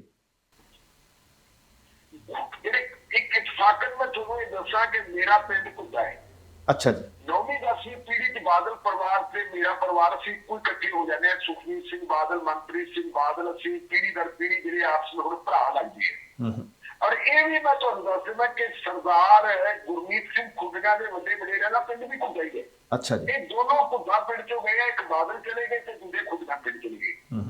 ਸਰਦਾਰ ਗੁਰਮੀਤ ਸਿੰਘ ਖੁੱਡੀਆਂ ਦੇ ਪਿਤਾ ਜੀ ਜਥੇਦਾਰ ਜਗਦੇਵ ਸਿੰਘ ਖੁੱਡੀਆਂ ਆਪਣੇ ਜ਼ਮਾਨੇ ਦੇ ਬਹੁਤ ਹੀ ਕਾਬਲ ਸਿਆਸਤਦਾਨ ਔਰ ਬੜੇ ਪੜ੍ਹੇ ਲਿਖੇ ਸੀ। ਇਹਨਾਂ ਨੇ ਜਿਹੜਾ ਆਪਣਾ ਖਾਲਸਾ ਕਾਲਜ ਅੰਮ੍ਰਿਤਸਰ ਹੈ, ਖਾਲਸਾ ਕਾਲਜ ਅੰਮ੍ਰਿਤਸਰ ਤੋਂ ਗ੍ਰੈਜੂਏਸ਼ਨ ਕੀਤੀ ਸੀ ਜੀ। ਸਟੂਡੈਂਟ ਲਾਈਫ ਦੇ ਵਿੱਚ ਆਲ ਇੰਡੀਆ ਸਿੱਖ ਸਟੂਡੈਂਟਸ ਫੈਡਰੇਸ਼ਨ ਦੇ ਜ਼ਰੀਏ ਅਕਾਲੀ ਪੋਲੀਟਿਕਸ ਨਾਲ ਜੁੜੇ ਸੀ। ਪ੍ਰਤਾਪ ਸਿੰਘ ਕੈਰੋਂ ਨੇ ਇਹਨਾਂ ਨੂੰ ਕੱਟਣ ਦੀ ਕੋਸ਼ਿਸ਼ ਕੀਤੀ ਸੀ। ਇਹਨਾਂ ਨੂੰ ਇਹ ਲਾਲਚ ਦਿੱਤਾ ਸੀ ਕਿ ਤੁਹਾਨੂੰ ਅਸੀਂ ਨਾਇਬ ਤਹਿਸੀਲਦਾਰ ਭਰਤੀ ਕਰ ਰਹੇ ਨੇ ਤੇ ਤੁਸੀਂ ਇੱਧਰ ਆ ਜਾਓ, ਪਰ ਇਹਨਾਂ ਨੇ ਕਿਹਾ ਸੀ ਨਹੀਂ। ਉਦੋਂ ਤੋਂ ਲੈ ਕੇ ਅਕਾਲੀ ਲਹਿਰ ਦੇ ਨਾਲ ਜੁੜੇ ਇਹ ਮੁਕਤਸਰ ਅਕਾਲੀ ਜਥੇ ਦੇ ਪ੍ਰਧਾਨ ਵੀ ਰਹੇ ਹੈ। 1978 ਜਦੋਂ ਅਕਾਲੀ ਸਰਕਾਰ ਬਣੀ ਉਦੋਂ ਇਹਨਾਂ ਨੂੰ ਪੰਜਾਬ ਮੰਡੀ ਬੋਰਡ ਦਾ ਚੇਅਰਮੈਨ ਬਣਾ ਦਿੱਤਾ ਸੀ ਜੀ। ਔਰ ਪੰਜਾਬ ਮੰਡੀ ਬੋਰਡ ਦੇ ਚੇਅਰਮੈਨ ਬਣ ਕੇ ਇਹਨਾਂ ਨੇ ਆਪਣੀ ਜਿਹੜੀ ਇਮਾਨਦਾਰੀ ਹੈ, ਉਸ ਇਮਾਨਦਾਰੀ ਦਾ ਸਬੂਤ ਇਹ ਹੈ ਕਿ ਜਿੱਦੇ ਇਹਨਾਂ ਨੇ ਆਪਣੀ ਚੇਅਰਮੈਨ ਦੀ ਸ਼ਰੀਅਤ ਤੇ ਆਪਣੇ ਪਿੰਡ ਆਇਆ ਉਦੋਂ 90,000 ਰੁਪਏ ਦਾ ਕਰਜ਼ਾ ਲੈ ਕੇ ਆਏ ਸੀ। ਮੈਂ ਇਹ ਜ਼ਿਕਰ ਕਰਨਾ ਜ਼ਰੂਰੀ ਸਮਝਦਾ ਕਿ ਪੰਜਾਬ ਮੰਡੀ ਬੋਰਡ ਦੇ ਚੇਅਰਮੈਨ ਦੀ ਜਿਹੜੀ ਚੇਅਰ ਹੈ ਉਹ ਚੇਅਰ ਕਿਸੇ ਵਜ਼ੀਰ ਤੋਂ ਘੱਟ ਨਹੀਂ, ਵਜ਼ੀਰਾਂ ਤੋਂ ਬਾਅਦ ਬਹੁਤ ਵੱਡਾ ਵਾਅਦਾ ਮੰਡੀ ਬੋਰਡ ਦਾ। ਲੇਕਿਨ ਇਹ ਉਸ ਜ਼ਮਾਨੇ ਦੇ ਵਿੱਚ ਇਹਨਾਂ ਦੇ ਬੱਚੇ ਜਿਹੜੇ ਜਦੋਂ ਪੜ੍ਹਨ ਜਾਂਦੇ ਹੁੰਦੇ ਸੀ ਉਹ ਕਾਰਾਂ ਤੇ ਜਾਂਦੇ ਸੀ, ਉਹ ਸਾਈਕਲਾਂ ਤੇ ਜਾਂ ਰਿਕਸ਼ਾ ਦੇ ਉੱਤੇ ਜਾਂਦੇ ਹੁੰਦੇ ਸੀ ਜੀ। ਔਰ ਲੋਕ ਉਸ ਬੰਦੇ ਨੂੰ ਫਕੀਰ ਸਿਆਸਤਦਾਨ ਸਮਝਦੇ ਹੁੰਦੇ ਸੀ। ਇੱਕ ਵਾਰੀ ਉਹਨਾਂ ਨੂੰ ਟਿਕਟ ਵੀ ਦਿੱਤੀ ਸੀ ਅਕਾਲੀ ਦਲ ਦੀ ਕਿ ਤੁਸੀਂ ਟਿਕਟ ਲੈ ਲਓ। ਇਹ ਗੱਲ ਹੈਗੀ ਹੈ 1977 ਦੀ ਜੀ। ਜਦੋਂ ਟਿਕਟ ਦੀ ਗੱਲ ਆਈ 1977 ਵਿੱਚ ਟਿਕਟ ਦੀ ਗੱਲ ਆਈ ਤਾਂ ਇਹਨਾਂ ਨੂੰ ਟਿਕਟ ਮਿਲ ਗਈ। ਪ੍ਰਕਾਸ਼ ਸਿੰਘ ਬਾਦਲ ਕਹਿੰਦੇ ਸਾਡੇ ਪਰਿਵਾਰ ਦੇ ਵਿੱਚ ਰੌਲਾ ਪੈਂਦਾ ਹੈ ਕਿ ਜਥੇਦਾਰ ਦੀ ਤੁਸੀਂ ਟਿਕਟ ਛੱਡ ਦਿਓ, ਮੇਰੇ ਭਰਾ ਨੂੰ ਟਿਕਟ ਦੇ ਦਿੱਤੀ ਜਾਵੇ। ਇਹਨਾਂ ਨੇ ਕਹਿੰਦਾ ਲਓ ਜੀ ਛੱਡ ਦੀ ਟਿਕਟ, ਤੇ ਗੁਰਦਾਸ ਸਿੰਘ ਬਾਦਲ ਨੂੰ ਉਦੋਂ ਟਿਕਟ ਦਿੱਤੀ ਸੀ। ਇਸ ਕਮਾਸ਼ ਦਾ ਉਹ ਸ਼ਖਸ ਸੀ। ਹੌਲੀ ਹੌਲੀ ਜਿਹੜਾ ਹੈਗਾ ਪੰਜਾਬ ਦੇ ਹਾਲਾਤ ਬਦਲਦੇ ਗਏ। ਪੰਜਾਬ ਦੀ ਰਾਜਨੀਤੀ ਦੇ ਉੱਤੇ ਜਿਹੜੀ ਸਿੱਖ ਰਾਜਨੀਤੀ ਹੈ, ਅਕਾਲੀ ਰਾਜਨੀਤੀ ਹੈ, ਇਹਦੇ ਤੇ ਯਕੀਨਦਾਰੂ ਭਰ ਹੁੰਦੀ ਗਈ ਜੀ। ਔਰ ਸਰਦਾਰ ਜਗਦੇਵ ਸਿੰਘ ਖੁੱਡੀਆਂ ਜਿਹੜੇ ਹੈਗੇ ਉਹ ਆਮ ਕਿਸਾਨੀ ਦੇ ਪ੍ਰਤੀਨਿਧ ਦੇ ਤੌਰ ਤੇ ਵਿਚਰਦੇ ਹੁੰਦੇ ਸੀ ਤੇ ਕਿਸਾਨਾਂ ਦੇ ਵਿੱਚ ਉਹਨਾਂ ਦਾ ਬਹੁਤ ਮਾਣ ਸਤਿਕਾਰ ਸੀ। ਜੀ ਹੋਇਆ ਇਹ ਕਿ ਚੱਲਦਿਆਂ ਚਲਾਉਂਦਿਆਂ ਪੰਜਾਬ ਦਾ ਮਾਹੌਲ ਖਰਾਬ ਹੋ ਗਿਆ। 1999 ਦੇ ਵਿੱਚ ਹਾਲਾਤ ਇਹ ਬਣ ਗਏ ਕਿ ਚੋਣਾਂ ਆ ਗਈਆਂ।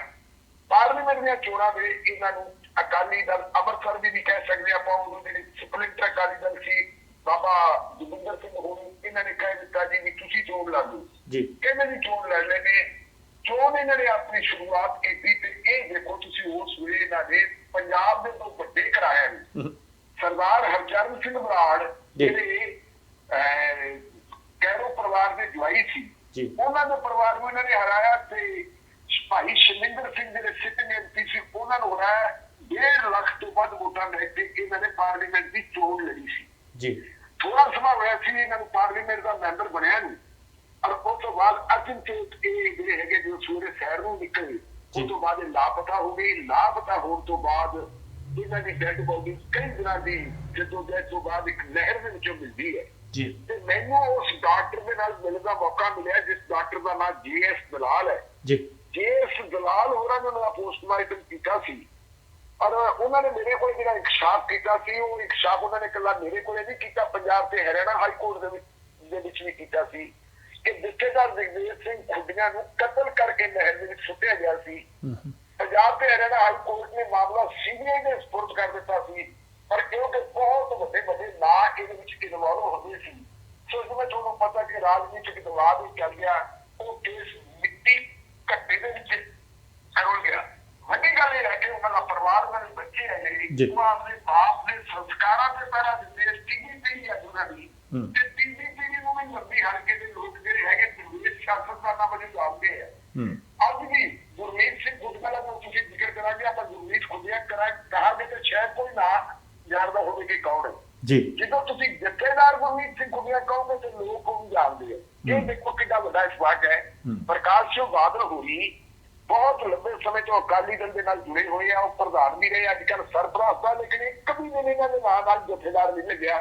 ਤੇ ਗੁਰਮੀਤ ਸਿੰਘ ਖੁੱਡੀਆਂ ਭਾਵੇਂ ਆਮ ਆਦਮੀ ਪਾਰਟੀ ਦਾ ਲੀਡਰ ਹੈ, ਲੋਕ ਉਹਨਾਂ ਨੂੰ ਜਥੇਦਾਰ ਕਰਕੇ ਜਾਣਦੇ ਆ। ਇਹ ਠੀਕ ਹੈ ਕਿ ਪੁਰਾਣੀ ਪੀੜ੍ਹੀ ਜਿਹੜੀ ਆ ਬਾਦਲ ਪਰਿਵਾਰ ਤੋਂ ਪ੍ਰਭਾਵਿਤ ਹੈ, ਲੇਕਿਨ 35 ਸਾਲ ਤੋਂ ਥੱਲੇ ਉਮਰ ਦੇ ਲੋਕ ਹੈ ਜਿਹੜੇ ਉਹ ਲੋਕ ਜਿਹੜੇ ਇਸ ਵੇਲੇ ਚੇਂਜ ਚਾਹੁੰਦੇ ਹੈ ਤੇ ਚੇਂਜ ਦੇ ਰੂਪ ਵਿੱਚ ਜਦੋਂ ਲੰਬੀ ਹਲਕੇ ਦੇ ਵਿੱਚ ਦੇਖਦੇ ਆ ਤੇ ਉਦੋਂ ਦੇਖਦੇ ਆ ਕਿ ਇਹਨਾਂ ਦੋ ਪਰਿਵਾਰਾਂ ਦੇ ਵਿੱਚੋਂ ਖੁੱਡੀਆਂ ਪਰਿਵਾਰ ਜਿਹੜਾ ਹੈ ਕੰਪੈਰੇਟਿਵਲੀ ਉਹ ਜ਼ਿਆਦਾ ਲੋਕ ਪੱਖੀ ਹੈ ਜੀ।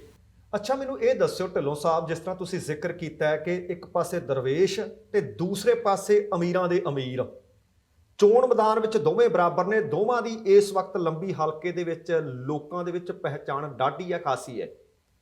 ਪਰ ਅੱਜ ਤੱਕ ਆਪਾਂ ਦੇਖਦੇ ਰਹੇ ਹਾਂ ਕਿ ਲੋਕ 100 ਬੰਦਿਆਂ ਨੂੰ ਹਰਾਉਂਦੇ ਰਹੇ ਹੈ, ਪਰ ਸੱਚਮੁੱਚ ਜੇ ਤਬਦੀਲੀ ਦੇ ਮੂਡ ਵਿੱਚ ਹੁਣ ਵੱਡੇ ਵੱਡੇ ਥੰਮ ਸੁੱਟਣੇ ਵੀ ਆਮ ਲੋਕਾਂ ਦੇ ਵਾਸਤੇ ਕੋਈ ਵੱਡੀ ਗੱਲ ਨਹੀਂ ਹੁੰਦੀ। ਪਰ ਇਸ ਵਕਤ ਜਿਸ ਤਰ੍ਹਾਂ ਤੁਸੀਂ ਜ਼ਿਕਰ ਕਰ ਰਹੇ ਹੋ ਕਿ ਕਾਂਗਰਸ ਤੇ ਭਾਰਤੀ ਜਨਤਾ ਪਾਰਟੀ ਇਸ ਵਕਤ ਚੋਣ ਮੈਦਾਨ 'ਚ ਤਾਂ ਹੈ ਪਰ ਰੇਸ 'ਚ ਹੈ ਨਹੀਂ। ਆਮ ਆਦਮੀ ਪਾਰਟੀ ਦੇ ਜਥੇਦਾਰ ਖੁੱਡੀਆਂ ਸਾਹਿਬ ਤੇ ਦੂਸਰੇ ਪਾਸੇ ਬਾਦਲ ਸਾਹਿਬ, ਇਹਨਾਂ ਦਾ ਆਪਸ ਦੇ ਵਿੱਚ ਮੁਕਾਬਲਾ ਹੈ। ਹੁਣ ਜੇਕਰ ਆਪਾਂ ਵੇਖਦੇ ਹਾਂ ਕਿ ਅੱਜ ਤੱਕ 5 ਵਾਰ ਮੁੱਖ ਮੰਤਰੀ ਰਹਿੰਦਿਆਂ ਜਾਂ ਫਿਰ ਲਗਾਤਾਰ 10 ਸਾਲ ਸਰਕਾਰ ਚਲਾ ਕੇ, ਤੁਸੀਂ ਜ਼ਿਕਰ ਕੀਤਾ ਕਿ ਘਰ ਘਰ ਰੁਜ਼ਗਾਰ ਵੀ ਦੇ ਦਿੱਤਾ, ਲੋਕਾਂ ਦੇ ਕੰਮ ਵੀ ਆਏ, ਬਹੁਤ ਆਏ, ਅਹਿਸਾਨ ਵੀ ਬੜੇ ਕੀਤੇ, ਪਰ ਇਸ ਵਕਤ ਜੇ ਤਬਦੀਲੀ ਦਾ ਮੂਡ ਹੈ, ਜੇ ਇੱਕ ਨਿਰਪੱਖ ਤੌਰ ਤੇ ਦੇਖਣਾ ਹੋਵੇ ਕਿ ਪੰਜਾਬ ਦੇ ਲੋਕ ਸੱਚਮੁੱਚ ਖਬਰਾਂ ਤਾਂ ਮਿਲ ਰਹੀਆਂ ਨੇ ਕਿ ਮੁੱਠੀਆਂ 'ਚ ਥੁੱਕੀ ਫਿਰਦੇ ਆ ਕਿ ਤਬਦੀਲੀ ਲਿਆਉਣੀ ਹੈ, ਪਰ ਕਿਤੇ ਪੰਜਾਬ ਦੇ ਲੋਕਾਂ ਦੀ ਤਬਦੀਲੀ ਉਹ ਤਾਂ ਨਹੀਂ ਕਿ ਇੱਕ ਨੂੰ ਅਸੀਂ ਹਰਾ ਦੇਣਾ, ਅਗਲੀ ਵਾਰੀ ਉਹਨੂੰ ਜਿਤਾ ਦੇਣਾ, ਜਿਹਨੂੰ ਜਿਤਾਇਆ ਸੀ ਉਹਨੂੰ ਹਰਾ ਦੇਣਾ, ਜਾਂ ਇਸ ਵਾਰ ਤਬਦੀਲੀ ਦਾ ਮੂਡ ਕੁਝ ਹੋਰ ਨਜ਼ਰ ਆ ਰਿਹਾ ਜੀ? ਦੇਖੋ, ਤਬਦੀਲੀ ਦਾ ਜਿਹੜਾ ਮੂਡ ਹੈ ਜਿਹੜੀ ਤਬਦੀਲੀ ਦੇ ਮੂਡ ਵਿੱਚ ਆਪਾਂ ਕਹਾਂਗੇ ਸਭ ਤੋਂ ਵੱਡੀ ਗੱਲ ਪਿਛਲੇ ਸਮੇਂ ਦੇ ਵਿੱਚ ਜਿਹੜੇ 3 ਕਾਲੇ ਕਾਨੂੰਨ ਆਏ ਸੀ ਖੇਤੀਬਾੜੀ ਨਾਲ ਸੰਬੰਧਿਤ ਜੀ, ਉਹਨਾਂ ਕਾਨੂੰਨਾਂ ਦੇ ਖਿਲਾਫ ਜਿਹੜਾ ਇੱਕ ਲੰਬਾ ਸਾਲ ਸੰਘਰਸ਼ ਚੱਲਿਆ, ਉਸ ਸੰਘਰਸ਼ ਦੇ ਵਿੱਚ ਲੋਕਾਂ ਦੀ ਚੇਤਨਤਾ ਜਿਹੜੀ ਹੈ ਉਹ ਇਹਦੀ ਜ਼ਿਆਦਾ ਤਿੱਖੀ ਹੋ ਗਈ ਕਿ ਹੁਣ ਉਹ ਆਪਣੇ ਦੁੱਖਾਂ ਸੁੱਖਾਂ ਦਾ ਕਾਰਨ ਸਮਝ ਲੱਗ ਗਿਆ ਕਿ ਸਾਡੇ ਦੁੱਖਾਂ ਦਾ ਕਾਰਨ ਕੀ ਹੈ ਤੇ ਦੁੱਖਾਂ ਦੀ ਦਾਰੂ ਕੀ ਹੈ, ਹਾਲੇ ਇਹ ਕਰਿਓ ਸਮਝ ਲੇਕਿਨ ਇਸ ਗੱਲ ਨੂੰ ਜ਼ਰੂਰ ਸਮਝ ਗਏ ਕਿ ਆ ਜਿਹੜੀ ਬਿਮਾਰੀ ਹੈ ਨਾ, ਜਿਹੜੀ ਆ ਪੁਰਾਣੇ ਜਿਹੜੇ ਟਕਸਾਲੀ ਲੋਕ ਕਹਿੰਦੇ ਆਪਾਂ, ਜਿਹੜੇ ਲੋਕ ਕਿੱਕਰ ਵਰਗੇ ਸਾਨੂੰ ਚੁੱਭੜੇ ਹੋਏ ਹੈ, ਇਹਨਾਂ ਤੋਂ ਛੁਟਕਾਰਾ ਹਾਸਲ ਕਰਨਾ ਜ਼ਰੂਰੀ ਹੈ, ਇਹ ਲੋਕਾਂ ਨੇ ਸਮਝ ਲਿਆ। ਮੇਰੀ ਪ੍ਰੈਡਿਕਸ਼ਨ ਇਹ ਹੈ, ਤੁਸੀਂ ਹੈਰਾਨ ਹੋ ਜਾਓਗੇ ਕਿ ਮੈਂ ਅੱਜ ਪ੍ਰੈਡਿਕਸ਼ਨ ਕਰ ਰਿਹਾ ਕਿ ਆਪਾਂ ਇਲੈਕਸ਼ਨ ਤੋਂ ਬਾਅਦ ਫੇਰ ਗੱਲ ਕਰਾਂਗੇ ਜੀ। ਮੈਨੂੰ ਇਹ ਜਾਪਦੀ ਹੈ ਕਿ ਇਹਨਾਂ ਇਲੈਕਸ਼ਨਾਂ ਦੇ ਵਿੱਚ ਸਾਰੀਆਂ ਹੀ ਪੋਲੀਟੀਕਲ ਪਾਰਟੀਆਂ ਦੇ ਜਿਹੜੇ ਵੱਡੇ ਵੱਡੇ ਪੋਸਟ ਰੈਂਕਾਂ ਨਾਲ ਉਹਨਾਂ ਨੂੰ ਲੋਕ ਹਰਾਉਣਗੇ। ਕਿਉਂਕਿ ਲੋਕ ਜਿਹੜੇ ਪੋਲੀਟੀਕਲ ਸਿਸਟਮ ਤੋਂ ਇੰਨੇ ਅੱਗੇ ਪਏ ਹੈ, ਉਹ ਭਾਲਦੇ ਕਿ ਕੋਈ ਨਵਾਂ ਆ ਜਾਵੇ। ਇਹ ਜਾਣ ਕੇ ਇਹਨਾਂ ਦੀ ਥਾਂ ਤੇ ਭਾਵੇਂ ਕਾਲਾ ਚੋਰ ਆਵੇ, ਕਾਲੇ ਚੋਰ ਆ ਸਕਦੇ ਆ, ਇਹਦੇ ਵਿੱਚ ਕੋਈ ਸ਼ੱਕ ਨਹੀਂ। ਮੈਂ ਕਿਸੇ ਪਾਰਟੀ ਦਾ ਨਾਮ ਲੈ ਕੇ ਨਹੀਂ ਕਹਿੰਦਾ, ਮੈਂ ਕਹਿੰਦਾ ਕਾਲੇ ਚੋਰ ਆ ਸਕਦੇ ਆ, ਲੇਕਿਨ ਇੱਕ ਵਾਰੀ ਲੋਕ ਚੇਂਜ ਜ਼ਰੂਰ ਭਾਲਦੇ ਆ। ਪੰਜਾਬ ਦੀ ਇਹ ਇੱਕ ਮਤਲਬ ਇਤਿਹਾਸ ਆ ਪੰਜਾਬ ਦਾ, ਪੰਜਾਬ ਦੀ ਹਿਸਟਰੀ ਹੈ ਕਿ ਹਰ 15-20 ਸਾਲਾਂ ਬਾਅਦ ਇੱਥੇ ਕਿਸੇ ਨਾ ਕਿਸੇ ਕਿਸਮ ਦੀ ਤਬਦੀਲੀ ਆਉਂਦੀ ਹੈ। ਮੈਂ 1999 ਦਾ ਜ਼ਿਕਰ ਕਰਕੇ ਹਟਿਆ, ਤੁਸੀਂ ਦੇਖੋ 1999 ਦੇ ਵਿੱਚ ਕੀ ਹੋਇਆ ਸੀ। ਉਸ ਵੇਲੇ ਅਕਾਲੀ ਦਲ ਦੇ ਸਾਰੇ ਉਮੀਦਵਾਰਾਂ ਦੀਆਂ ਪਾਰਲੀਮੈਂਟ ਦੇ ਵਿੱਚ ਜ਼ਮਾਨਤਾਂ ਜ਼ਬਤ ਹੋ ਗਈਆਂ ਸੀ। ਕਾਂਗਰਸ ਪਾਰਟੀ ਆਪਣੀਆਂ ਜ਼ਮਾਨਤਾਂ ਬਚਾਉਣ ਚ ਭਾਵੇਂ ਕਾਮਯਾਬ ਹੋ ਗਈ ਸੀ, ਲੇਕਿਨ ਕਾਂਗਰਸ ਪਾਰਟੀ ਸਿਰਫ 2 ਸੀਟਾਂ ਜਿੱਤੀ ਸੀ, ਹੁਸ਼ਿਆਰਪੁਰ ਤੇ ਗੁਰਦਾਸਪੁਰ। ਬਾਕੀ ਸਾਰੀਆਂ ਸੀਟਾਂ ਦੇ ਉੱਤੇ ਜਿਹੜੇ ਹੈਗੇ ਉਹਨਾਂ ਦੇ ਵਿਰੋਧ ਆ ਰਿਹਾ ਸੀ। ਇਹੀ ਚੀਜ਼ ਜੇ ਆਪਾਂ ਦੇਖੀ ਤਾਂ ਤੁਸੀਂ 2014 ਦੀਆਂ ਪਾਰਲੀਮੈਂਟ ਦੀਆਂ ਚੋਣਾਂ ਦੇਖੋ। 2014 ਦੀਆਂ ਪਾਰਲੀਮੈਂਟ ਚੋਣਾਂ ਵੇਲੇ ਤਾਂ ਆਮ ਆਦਮੀ ਪਾਰਟੀ ਬਣੀ ਨਹੀਂ ਸੀ, ਨਵੀਂ ਸੀਟਾਂ ਨਹੀਂ ਸੀ, ਔਰ ਉਹਨੂੰ 4 ਸੀਟਾਂ ਲੈ ਗਏ ਸੀ। 2 ਸੀਟਾਂ ਦੇ ਉੱਤੇ 2 ਨੰਬਰ ਦੇ ਉੱਤੇ ਆਏ ਸੀ। ਜੇ ਠੀਕ ਤਰੀਕੇ ਨਾਲ ਕੰਪੇਨ ਚਲਾਉਣ ਦਾ ਮੌਕਾ ਮਿਲ ਜਾਂਦਾ ਤਾਂ ਮੇਰਾ ਖਿਆਲ ਹੈ ਬਹੁਤ ਸੰਮਤੀ ਪੰਜਾਬ ਚੋਂ ਲੈ ਜਾਂਦੀ। ਇਹ ਵੱਖਰੀ ਗੱਲ ਹੈ ਕਿ 2017 ਤੱਕ ਆਉਂਦੇ ਉਹ ਮੌਕਾ ਨਹੀਂ ਸੰਭਾਲ ਸਕੇ।